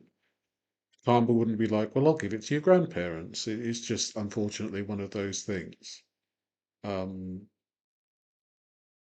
don't know. It's like this. It's obviously sad stories, and these are things that you wouldn't lie about. But I feel like he seems to have put the onus on himself, being the cause of the cancer, which is a very strange thing. Yeah, it's all very odd to me. Because I love those two dearly. They love me. And so it was like, that was a really big part of like, all of like the rest of 2019 when my grandma passed away, going into 2020, going into like 2021, like I really like, I didn't really talk to nobody except for family, and like those were like the glue pieces, so I felt like our family was never the same. And yeah, it was just, I never felt the same anymore about them passing away. I felt like my 2 rocks were gone besides my mom. And then you go into 2022, and I lost some weight. I lost probably over 100 pounds, and then I ended up gaining it back. So 2022, I lost a good amount of weight, and then I gained it all back within like a few months. Because I got depressed again. I seen how quickly, if you eat bad, even if you try to work out, whatever you try to do, like, it doesn't matter. You can gain the weight back so quickly if you don't watch and see what you have to do. Yeah. And You're right. so going into March of 2023, I remember because I gained all that weight back, and obviously that's not healthy to gain that amount of weight within that short of time. And I remember going to the hospital, and I went to the hospital on my birthday. My birthday's March the 9th. And I was just laying there like, man, I'm 23, like, I gotta get my stuff together. I've been trying to lose weight ever since I was 14 years old. Ever since I went into the hospital with cellulitis. It's been 11 years. And a lot of people will tell me, you're doing this for social media. You're not gonna do this. This is all just a facade. Definitely not. I feel like I found my family on social media. I found people who genuinely support me and are rooting me on social media. But which accounts are we talking about? Is it Tay Sowers? Is it Thatdudereed? Is it Taylor Sowers' journey? Is it Tay on a journey? Which account is it? Because he's had several accounts, so and $40,000 later, here we are. And I don't know what I would do without y'all. Like, I don't know. So March of 2023, end up at the hospital my birthday, scared over heart problems again. I'm a big hypochondriac, but a lot of it is because I'm big. And I was like, man, I gotta figure this out, right? Like, I gotta figure it out. Like, there's no option of like, I can't be 25 and not figure it out. Well, this was me. This was me when I started, right? That was me in 2023. And I was on TikTok. I've been on TikTok for a while. But I had another TikTok, but it got permanently banned. And so now I'm on a different one. But it was heavily supportive. Like really heavily supportive. And they were all rooting for me in such a way that I had finally, through social media, figured out how to make money. And going into, I was losing weight. He certainly has done that. And no mention of Diamond Dallas Page yet. And I was doing good. And I went into June of 2023, and I was able to get me my first car. Well, family things weren't the best at home. Like I said, I don't blame my family. I love every single one of my family without a doubt. That'll never change. But family things weren't the best, and we could have used money for other things other than me getting a car. All these sorts of things. There was a lot of, like, just wasn't a great time. But I knew for me, I wanted to get myself a car because I had never gotten a car before, ever. So I ended up getting myself a Chevy Equinox. Nice new car. It wasn't new. It was like a 2016, but to me, brand new. Brand new. Well, so I had to leave. Well, I was 23. I'd left home before, but it was with other people. So this was my first time leaving home alone, by myself, packing up and leaving. And went to Pennsylvania for like 5 days. Pennsylvania didn't work out. And so I went to live with my best friend in Texas. Well, while I was making money on TikTok, obviously I was going through the mental challenges of not being home anymore, figuring out a lot of stuff about myself, living alone for the first time. And people on TikTok were really helping me a lot. And I was able to be in Airbnbs until I got my apartment, and then I got my first apartment. And it was awesome and sad at the same time because it was the first time that I had ever lived alone. And once again, I was still 500 plus pounds, and living alone, I probably got into my head the most that I've ever gotten into it before, because I was still 400 or 500 plus pounds, somewhere in that range. And I was No mention of Dr. Now either. So we need to have mentions of Butterbean, Diamond Dallas Page, TLC, and Dr. Now for any of this to be kind of true. He spent the money on himself instead of helping his family, and he had to leave. Yeah, it sounds like they kicked him out. I was still trying to lose weight, but once I moved into the apartment, it wasn't a party, it wasn't fun. I literally sat and laid on the couch day in and day out and just slept. And then when it would come time for rent, I would ask TikTok to help me. It wasn't right by any means, and that's something I'll say. People also talk about the money that I've asked for on social media before. It wasn't right. I never plan to, unless it's a dire emergency, I never plan to just get on social media. I'm in a place now, and we'll talk about that a little bit more, that I'm... He said it was his car, but it wasn't, because he was only like 13, 14 at the time with the mosquito bite. So I think he was talking like his car is in the family car, maybe. secure, I'm good, I can focus on losing my weight, I can focus on me, and I can build up, and I can, when I'm ready to move out, I can have me a plan and be ready, right? But every time, because I was in Texas from July to October, every time I would expect, like, okay, ooh, I gotta have rent, or man, I don't have money for this, or whatever, so I would go to TikTok. It wasn't right, it wasn't. But I didn't know what else to do, because if I didn't, then I was gonna be living in my car. And so I didn't know what to do. And so it was like I was trying to worry about the money to do this, the money to do that. I didn't know how things were going at home because me and home wasn't talking to each other. And then I figure out that my mom is in the hospital with severe heart problems in October. I up and left Texas. Up and left. Because like I said, my mom, even though me and her have had our issues, my mom is still my rock. My mom is still my best friend. And I get a phone call like she's in the hospital and her heart function was at like 30%, 20%, something like that. She was having congestive heart failure, and they had to put a pacemaker defibrillator, a cross between those, I think, in, or pacemaker, something like that. And so I was like, oh no, like I'm on the way. So I drove from Texas to Virginia in 2 days to see my mama. I was like, mama, what's going on? I still couldn't get around that good. I wasn't mobile. I was still 480, 470 plus, something like that, I think. And I went home, and mom comes home. I think she was in there for like a week to 2 weeks. And mom comes home. And I know I keep saying this, but I laid there at my mom's from October until March. I get a phone call in February. Can't talk too much about it. But I got a phone call in February that was like, okay, you know, we see that you're overweight. We see that you have these problems. We want you to come here and we'll help you if you're willing to do it. Obviously, the only thing I want in life is to be able to be mobile and be fit and live and not have to worry about dying 24/7. That's all I do, is just sit and worry every night when I lay my head down. I'm like, man, I hope I don't pass away tonight. I hope tonight's not the night that my heart gives out on me. I've spent like the past 5 years hoping that. It's almost a nightly occurrence, even whether I'm thinking about it all night or whether it crosses my mind once. I'm like, man, heart, don't give out on me tonight. It seems like he's not really.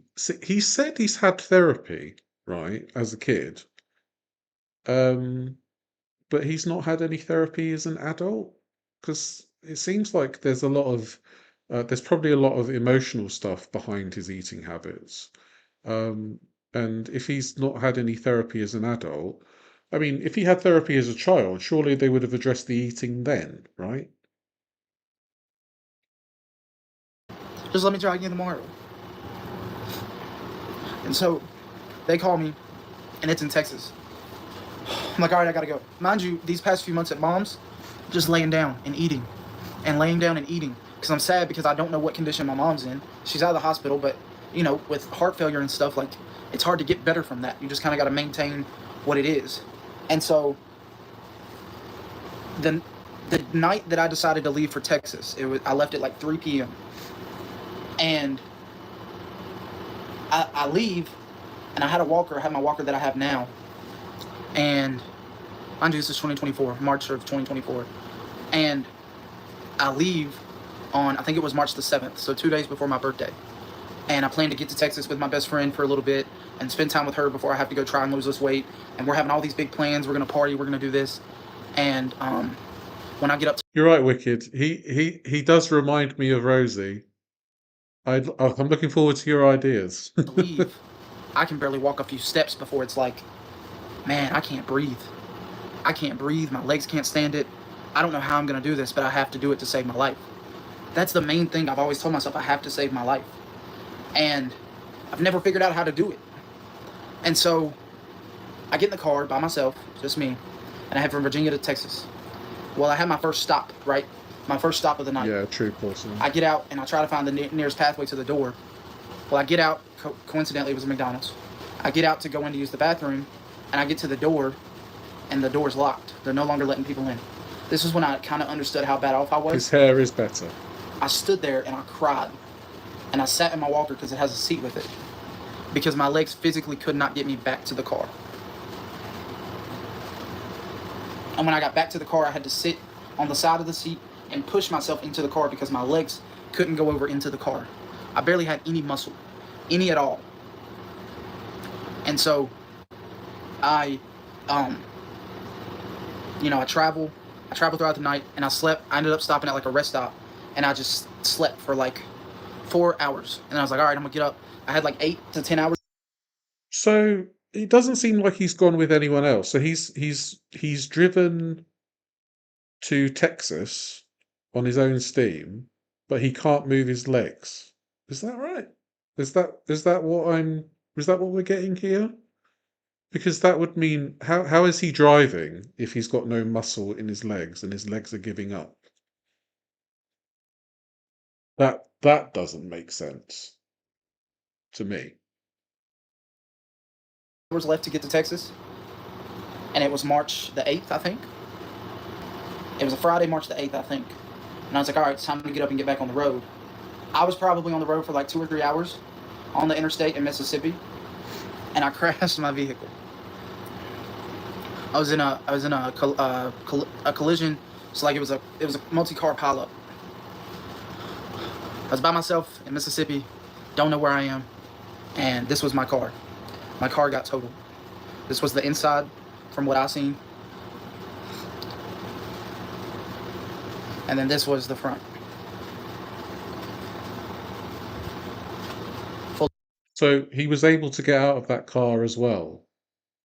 Okay. I mean, that kind of thing happens to him. He's able to get a few months grifting off that, I suppose. fully totaled. They took me to the hospital. I was kind of distraught at that point because I'm like, how the hell am I going to get to Texas to have this weight loss opportunity? He's not saying he's gone with anyone, right? So was he driving himself, or was he with somebody? Did somebody take him to Texas? Because because I don't think at any point he said that somebody took him to Texas. It was his car. He went by himself to Texas. And he managed to survive that crash in the front seat without having to be cut out. Okay. He does leave details out, yeah. There's, but it's kind of it's not computing in my head because he was in a multi-car pileup. If he was driving and the car was like that, how on earth did fire the firefighters manage to get him out of the vehicle if he was in the front?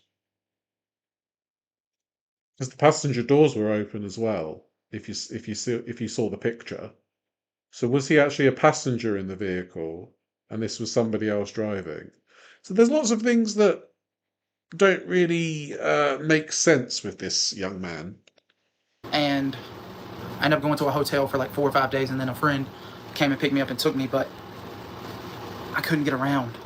There was a time where I tried to sit in my walker, and the walker like went backwards, and I couldn't catch myself fast enough, so I fell on the floor of a hotel lobby and was stuck there for 15-20 minutes, not knowing how I'm going to get up.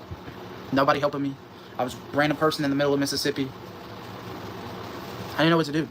Well, it doesn't matter that you were a random person in the middle of Mississippi. Surely somebody would have come to your aid in less than 15 to 20 minutes if you were in the lobby of a hotel.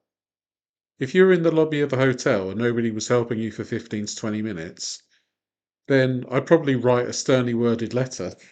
Because I would expect at least some help, or somebody to call an ambulance for you if you fell over in your walker.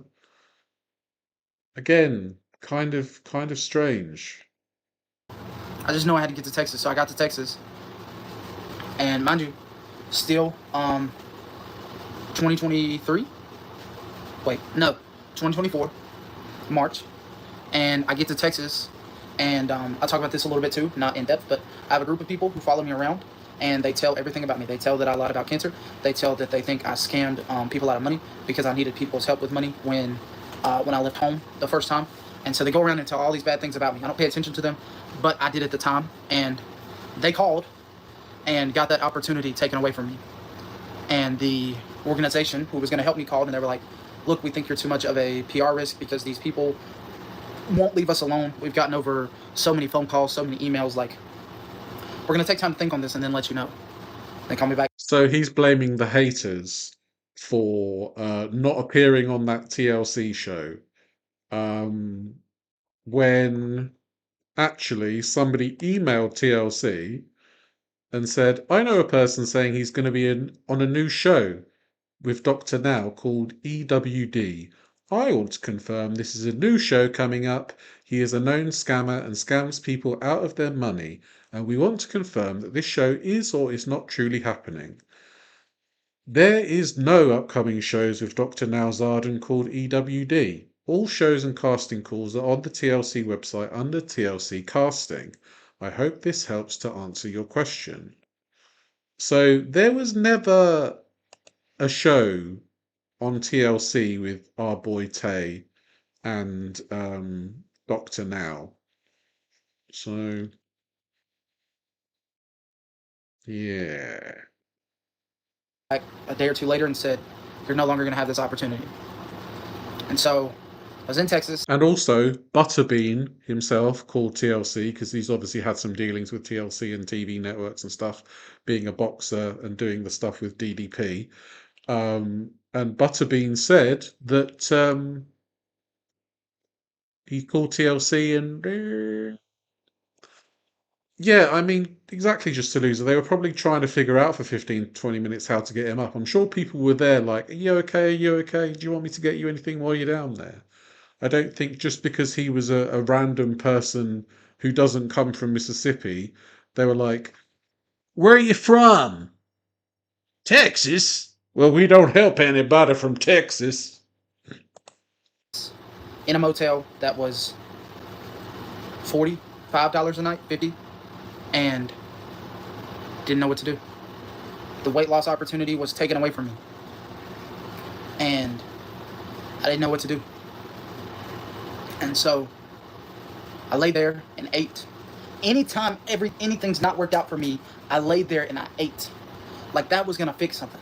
It's eating has never fixed anything in my life. Temporarily, for 10 minutes, maybe. After that, no. All I'm doing is getting myself bigger. That's the way I look at eating now. And so I laid there. I would get on and try to lose weight and try to work out, and it just wouldn't work. It just wouldn't work. And I felt like when I was laying in that motel room in Texas, that like, that was it, right? Like you're definitely probably over 500 pounds. You might even be close to 6, and there's nothing else left of you. Like, you've been telling yourself since 2018 that 19 that you didn't know your purpose and you couldn't find your purpose, and maybe you had no purpose. Maybe you had none. And I have remembered that a family had offered for me to come stay with them if I ever needed it. A family had offered for me to come stay with them if I ever needed it. They could be watching right now. They could not. I don't know. But they called me and they were like, you know, if you ever need us, just let us know. And I was laying there in that motel room trying to ask people to help me pay for my motel room every night. The only time I talked to somebody was if I talked to my best friend, which was maybe once a week. I didn't want to talk to her because I was embarrassed because I kept getting bigger and bigger. And I texted them. I said, I think I need your help. Boom. I think it was 3 or 4 days later they were there to get me and bring me back to where I am now.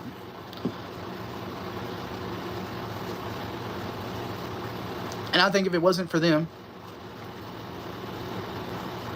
probably wouldn't be here. And not because I would have done anything to myself, but I would have kept eating and eating and eating and asking for money and eating and asking for money and eating and asking for money and eating. Not mentioned the 2 times he tried to off himself as a child. No mention of that at all. My heart would have gave out. When the person came to get me in Texas, it took me 10 minutes to get in the car that was 20 feet. They had to help push my legs over into the car. I drove. We were in the car for 18 hours. Never got out. You drove? Never moved. Did you drive or were you driven? Because if your friend was like, right, time for you to drive, I'll hitch your legs up. Right, that goes on the brake. That one goes on the accelerator. Don't try and push down too much. I know your muscles are going to give way about an hour in, but we'll be fine. We'll be fine driving. It is wild, isn't it? Family who could help me.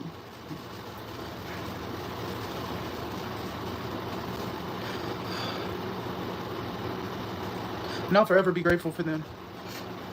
A family. Always. Because there's stuff that I don't even know if I feel comfortable talking about that I deal with at 500 plus pounds that they help me with no judgment. Peeps and poops. Because you go to the toilet once every 24 hours for 15 to 30 minutes. So there's going to be some extra peeps and poops, I'm sure. I don't know that I could look at any other person and not get judged the way that they don't judge me. All they literally want to see me do is lose my weight. That's it, because they want to see me be here for a long time. And I've been here since April of 2024. And, it's been up and down. I've lost weight, gained weight. Oh, wait, hold on 1 second. Just give me 1 second, guys.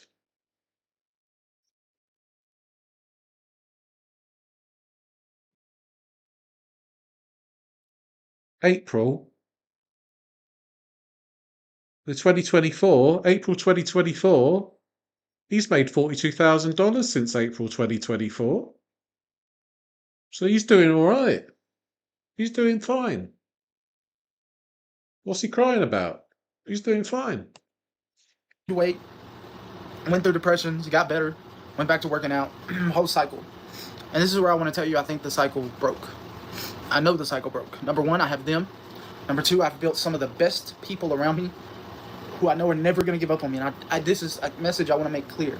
Don't ever let people tell you that you can't make friends on social media.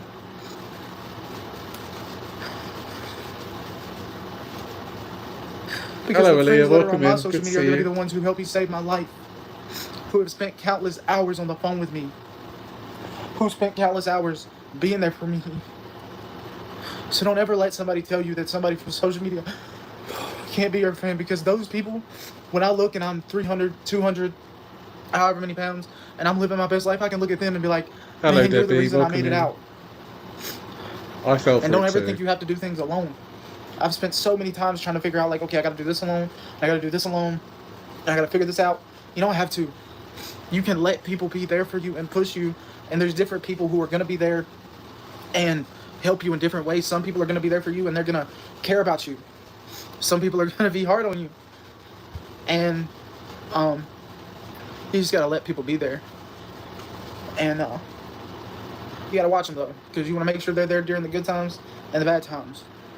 And Hello, Karen. Welcome in. my social media friends are going to be the reason that I save my life. Yeah, I don't really know what his point is either.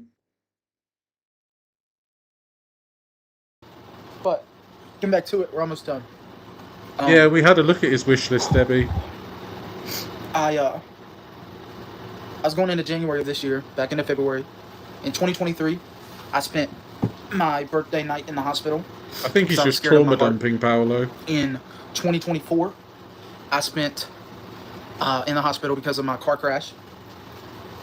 And in 2025, February going into March, and I talked to a few of those friends about this, every night from like the middle of February up until March the 9th, which was my 25th birthday, all I could think about is, man, like, I hope I don't die during the night and make it to 25. I just want to make it to 25. Like, if I can just make it to 25, I'll be okay. I can figure it out. It's a tumultuous story, Paolo, and I think Emily Bronte herself couldn't have written something like this. Somebody did buy him a mattress, Debbie, yeah. By 26, but that's the same outlook I had Trauma every dump single cake. year.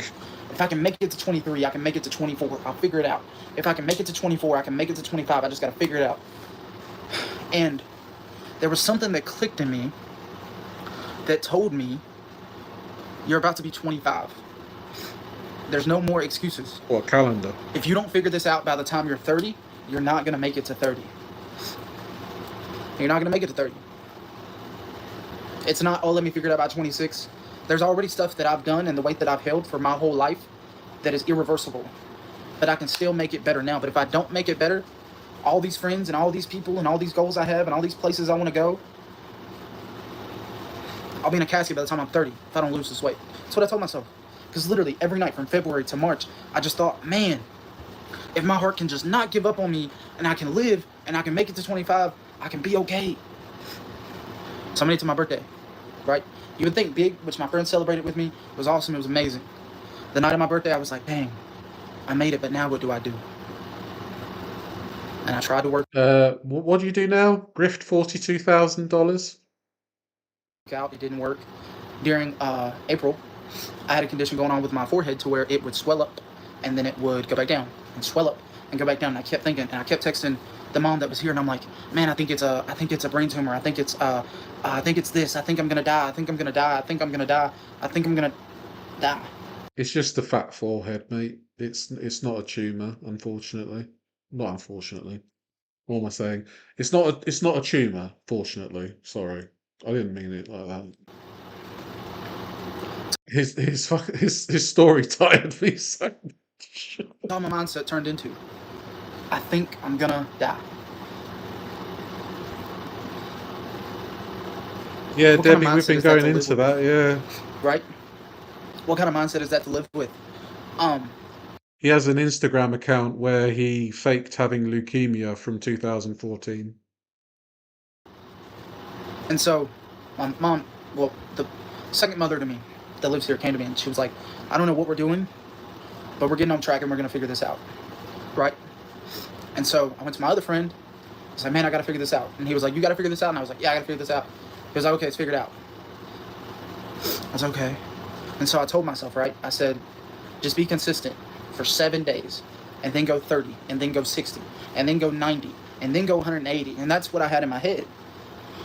Every time, if you look at what... So, sorry to keep pausing, but he's been saying a few times, I love my family, I love my family, I love my family. But he is living with a completely different family at the moment. So what's going on with his biological family? Because when he bought that car, his family kicked him out. So what's going on here? This is all very iffy. His biological family don't seem to want anything to do with him, so he's staying with a completely new family, and he's saying, a family reached out to me, a family did this. So it's very odd. Yeah, okay. What I've done besides what I did in 2022, every time it lasts 2 or 3 weeks. So that's all that was in my head, was to break the 3-week barrier. I made it 7 days, and I was like, okay, cool. I lost 17 pounds the first week. He did mention his dad towards the beginning of this, and he said that his dad was around, but not around very much. And after that, no mention. The next week, okay, cool, 14 days, 21 days, and then boom, we made it to 30. There's 2 things I learned within that first 30 days. The one thing I learned that will forever, ever stick with me. And by the way, this time, I know people are like, dang, this happened so many times. Is he going to do it again? No, this is it. I don't have time to play with my life anymore. And I have the people around me who can look at me and be like, Reed, Tay, whatever you want to call me, if you don't figure this out, I'm going to be carrying your casket instead of you carrying mine. I don't care how bad you feel. I don't care where you're at mentally. Like, they care. But that's always been my biggest problem, is me and my mom would get into a fight, or me and a friend would quit being friends, or a relative would pass away, or something would happen. Something's happening every single day of our life. I would lay down. I'd be like, well, Patty passed away. I'm going to just lay down for another 3 weeks. Well, this friend, we're no longer friends anymore. I don't know how to go on without him, so I'm going to lay down another 3 weeks. He's a long time grifter. I would always blame them. And I'll tell you, and I know it probably sounds funny coming from me, 95% of the time, anything that happens in your life is because of you. Me not getting up and figuring it out before now because a friend was mad at me or because a relative passed away, that's not their fault. That's my fault for laying down. And so once I had the realization that it was all my fault and that I laid down, it flipped a switch in me. Because now I know if I sit and lay down, it's nobody else's fault. My mom is severely sick right now. Even if my mom were to pass away and I lay down, it's my fault. It's not mom's fault for passing away. It's my fault. I always thought it was everybody else's fault that I was overweight. And when you sit and you figure out that it's your fault. You thought it was everybody else's fault that you put on so much weight, but you thought it was your fault that both your grandparents had cancer. Okay. It hits you a little bit differently. Second thing, I was thinking, it was around like day 25, day 30, somewhere in there, 33. One of those days. We're on day 41 now. And I sat and I thought, I want a rest day today. And I don't know who the person was, but and I probably need to go back and find it and screenshot it, but they said, you've had rest days your whole life. You've had rest days your whole life. Now's not a time to rest. Now's not a time to chill. And ever since then, I told myself, no matter how I feel, whether I work out at 2 p.m., whether I work out at 7 p.m., whatever time I work out, I got to get a workout in for that day. And I got to stay good on my food. Those are 2 of the things that I have to do. The mental, we can figure out the mental throughout it. Everything else, we can figure out. The food and the exercise has to happen. I want him to start talking about the food that he eats. Yeah, he was traveling in a car to Florida, yeah. He also put on 17 pounds while he was in Florida in 1 week. And he blamed the scale for his weight gain, and somebody gifted him a new scale.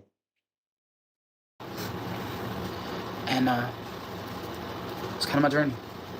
Today we're 41 days in, and yeah, we're down 43.2 pounds. We weigh in every Tuesday right now. We'll probably we also do weigh-ins every 60 days. So trying to think how to say it. So we might skip a few days and then go to a 60-day weigh-in when it gets close to 60. But every month I'm going to gauge and see how did I do and where did I end up. Why? Why don't you just weigh in every week? What's the significance of weighing in every 60 days? Just weigh in every 6 weeks.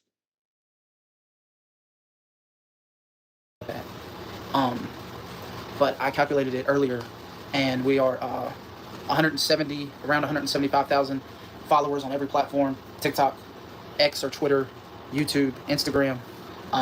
We've grown exponentially within the last 41 days. PayPal, And I Venmo, can't thank Cash y'all App. any more than, I don't ever feel like I thank y'all enough.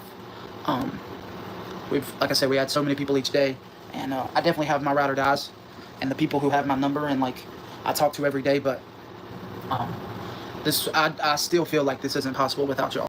I read a while ago as well that he came out as bisexual, but then one of his mods turned out to be ultra conservative, so he stopped being bisexual or something like that. I didn't read it properly because I thought it was so silly, but he doesn't mention being bisexual anymore. And a lot of people say that's a bad thing, but I don't think it is. I think I was told earlier today it's okay to need people because everybody needs people, even the ones who don't know it need people. So, like I said, I'm streaming on YouTube right now and TikTok. I'm gonna switch. I'm gonna turn YouTube off. If anybody wants to come to TikTok, it's at Thatdudereed. This was right around 90 minutes, so an hour and 30 minutes. We had a few hiccups in there, but everybody on YouTube, I just want to say that I'm thankful for y'all. We're trying to build the YouTube up over here, and doing this live was cool. We're gonna switch over to TikTok though now. I'm gonna end this, and I just want to tell everybody on YouTube. I didn't realize there was an option. So that was basically it. It seems like he focuses on TikTok mainly, maybe because it's easier for him to grift on TikTok. I don't know. He focuses more on he focuses on the short form platforms like TikTok and Twitter and Instagram, whereas the YouTube stuff is empty. Empty. So the long form stuff that where he could be doing a day of eating or a day of exercise or a day in the life of Mr. Tay / Reed / Dude / Bob / Jim / Ringo / Paul / John, that kind of thing. So that was that dude Reed, Journey with Reed. Leaky. Leaky is his new name apparently. I don't know why. Leaky bum? If he eats too much, leaky bum. That could be that could be what the issue is here. Now, it could be that he is genuine this time, and he's actually going to lose the weight, and he's actually going to do this, and he's actually going to do that.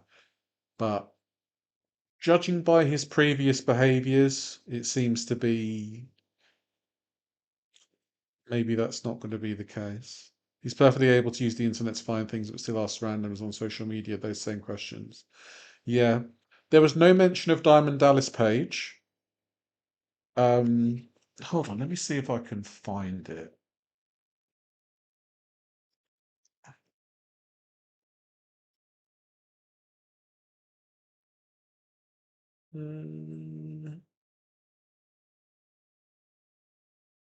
Now you would think that somebody who worked with Diamond Dallas Page would say, I worked with Diamond Dallas Page and he helped me lose a bit of weight. It didn't work out between us, but it is what it is. But here he is. This was so 1 year ago from 2 years ago. So that's what, 2020, 2022, 2021, 2022. So this is 1 year ago. Tay produced this motivational video featuring Diamond Dallas Page coaching him as part of DDP's still unaired Netflix series. I puked. Where did you puke? What happened? I got sick. You got sick? It might not seem like it, but this is one of the best days of my life. Let's rewind to Maybe, the beginning. Aaliyah. I think it's a good idea to block him, Debbie.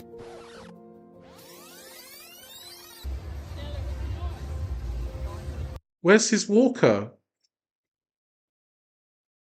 They seek it here. They seek it there. They seek it every bloody where. Where the walker? Where the walker at if your mobility is so bad? This was the first time I ever went to a professional sporting event. Mostly because I was always scared I wouldn't be able to make it to my seat, let alone fit in my seat. But let's rewind just a little bit further. Wow. Yeah, his mobility is terrible, isn't it? Oh, so bad. So bad, that mobility. Oh dear, look at the state of his I was mobility. always scared I Oh, wouldn't be able to make it to my seat, awful. let alone fit in my seat. But let's Awful. rewind just a little bit further. Awful mobility. Awful mobility. Oh my God. The mobility, I can't even look at it, it's so bad. Scammy bastard. At least he can moonwalk. This was me in the beginning of the year. I was over 500 pounds and at one of the lowest points of my life. I barely left my house at all, mostly because I could barely support my own weight for longer than 30 seconds, and I was terrified of being seen and judged by anyone in public. Simple things like walking into a store, going to a movie, or watching a sporting event live were not possible. Then one day I got a random message on TikTok from someone I didn't know, just giving me a little bit of encouragement. I know a bloke. Jordan and Jarrett, two brothers, decided to help me, a random stranger, by connecting me to Diamond Dallas Page. The next thing I knew, Diamond I was on the Dallas phone with Page, DDP, legend. who invited me to be a part of his upcoming docu-series, Change or Die. While I can't go into all the details, my entire life has changed in the last 5 months. I can hardly believe what I accomplished in such a short amount of time. Even though I still have a long way to go, I now know what I'm capable of, and I'm no longer afraid of going outside my comfort zone. And I finally have the confidence that I can go to an Atlanta Braves game and make it all the way to my seat. So as you can imagine, this day was monumental for me. In many ways, it was proof to myself that I can experience things in life I never thought I'd be able to. There are a few more surprises than I expected. He's a lot more smaller here, isn't he? A lot smaller than he is now.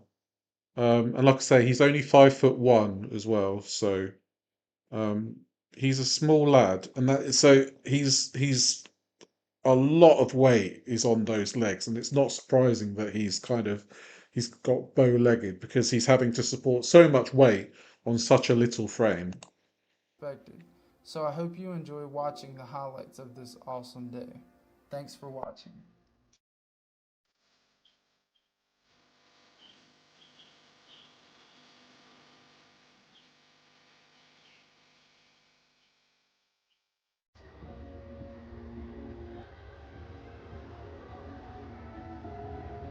He's walking fine. He's not going just to, get up to go to the toilet. He's walking all the way around a stadium to get to his seat. He's not going to go all the way to his seat and do a 20-30 minute poo-pee and then go back down. He's going to be there for a long time. So where's this thing about, I only got up 30 minutes and then down 23 hours to go to sleep.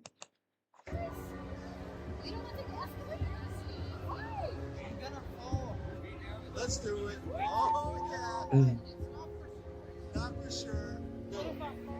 You're not going to fall. When have we ever had to do something where you fell? When? Even he says you can do it. Right, so he's about to go up an escalator.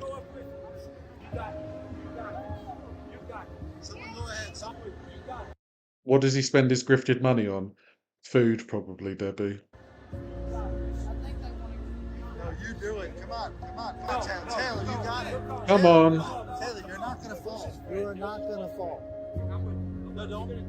No, stay here. You will do this.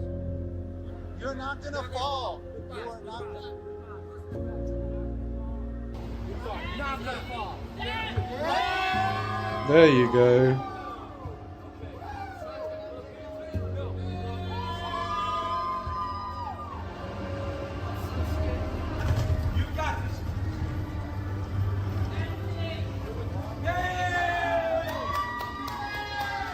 Yeah, that's why he doesn't do it on what he eats.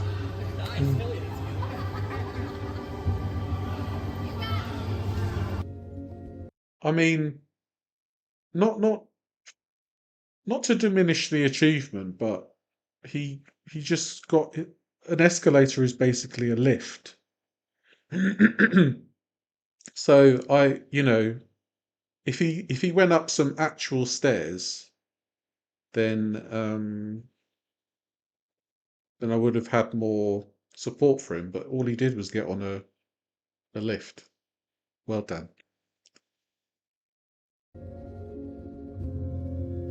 Why doesn't he lie about what he eats as another grift? I guess it's harder to lie about. This isn't where we're sitting, but that's not bad. Take me up to the ball If you're on the game. end, it's good, right?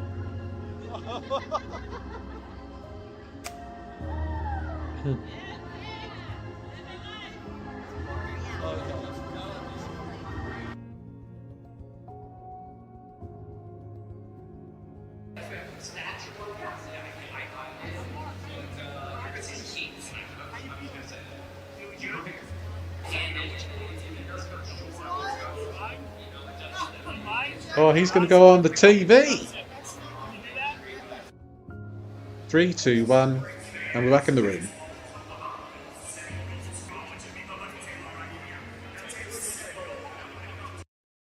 You have to know, like when you've got so much of this behind you, you've got like a media machine behind you, and yet you're still given up on.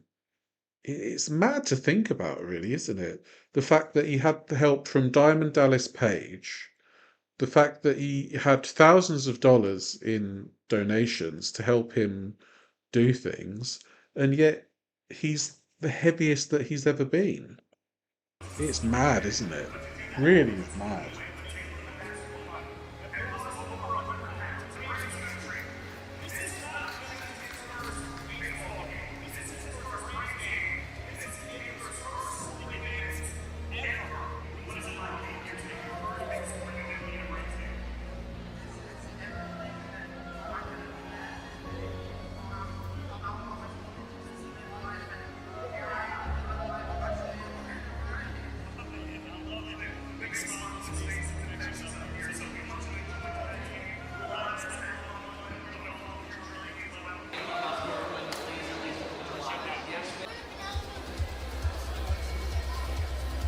That girl, why are you sat there next to him with a massive bowl of popcorn? Bucket of popcorn. She's like, hey, you can't have any of this. You want some? Have some. You can't. What a horrible bitch. Sat there like that with a big bucket of popcorn next to him.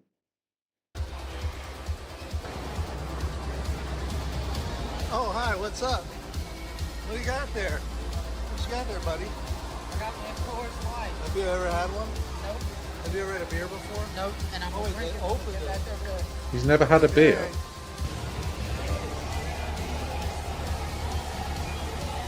Oh, yeah.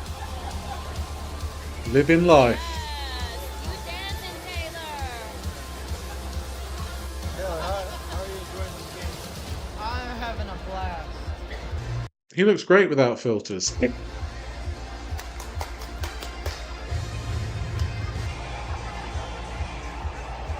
Damn, packing away them cores.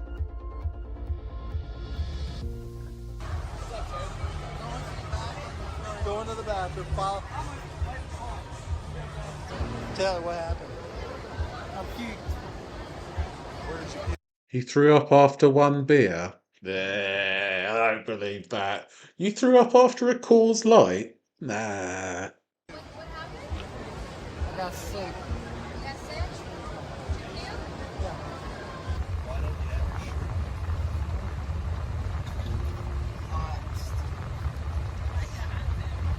Look, if we were all hot, That's true, we'd Aaliyah. take our shirt off. But the thing is, he had help with the Media Machine and Diamond Dallas Page, and that wasn't enough. So something must have gone wrong somewhere. What's up, Taylor? You How you feeling hungover. today? You get a hangover today, you think? Do you have a headache? No, I just feel sluggish. I don't have a headache. How was your day yesterday, would you say? Very good. One of the best. I don't say that on that, but Well, he had a great time. At least he's a cheap date. You only have to give him one beer and he's puking up. Oh, right. So yeah, that's it for this stream about Tay Sowers. In my opinion, he is a grifty pants. You guys can make up your mind as to what he is. But I feel there's a lot of evidence to suggest that he has grifted a lot and is still grifting, and it seems like he's a bit of a bit he's quite the pathological liar. So it's yeah, I'm not sure what to make of him. I am sure he's a grifter. Yeah, I mean, I was theorizing that earlier. The fact that if he loses the weight, he's going to lose access to what makes him special. He's going to lose access to being super morbidly obese, which is his cash cow. So if he loses too much weight, that means that he's going to have to fend for himself and he's not going to rely on TikTok donations and Twitter donations and things like that. So maybe he's he doesn't want to lose weight because he's scared that he's going to lose his income, his main source of income. People who grift like he does usually have a chip on their shoulder about life. Well, from what he's talked about his life, he's had a very tough family life, and I'm guessing his family don't want anything to do with him anymore. So he's living with a family who seem to be enabling his grifting ways. So yeah, I guess we'll have to do some more research into him and see what we can uncover. But the evidence is very damning, I would say, very damning.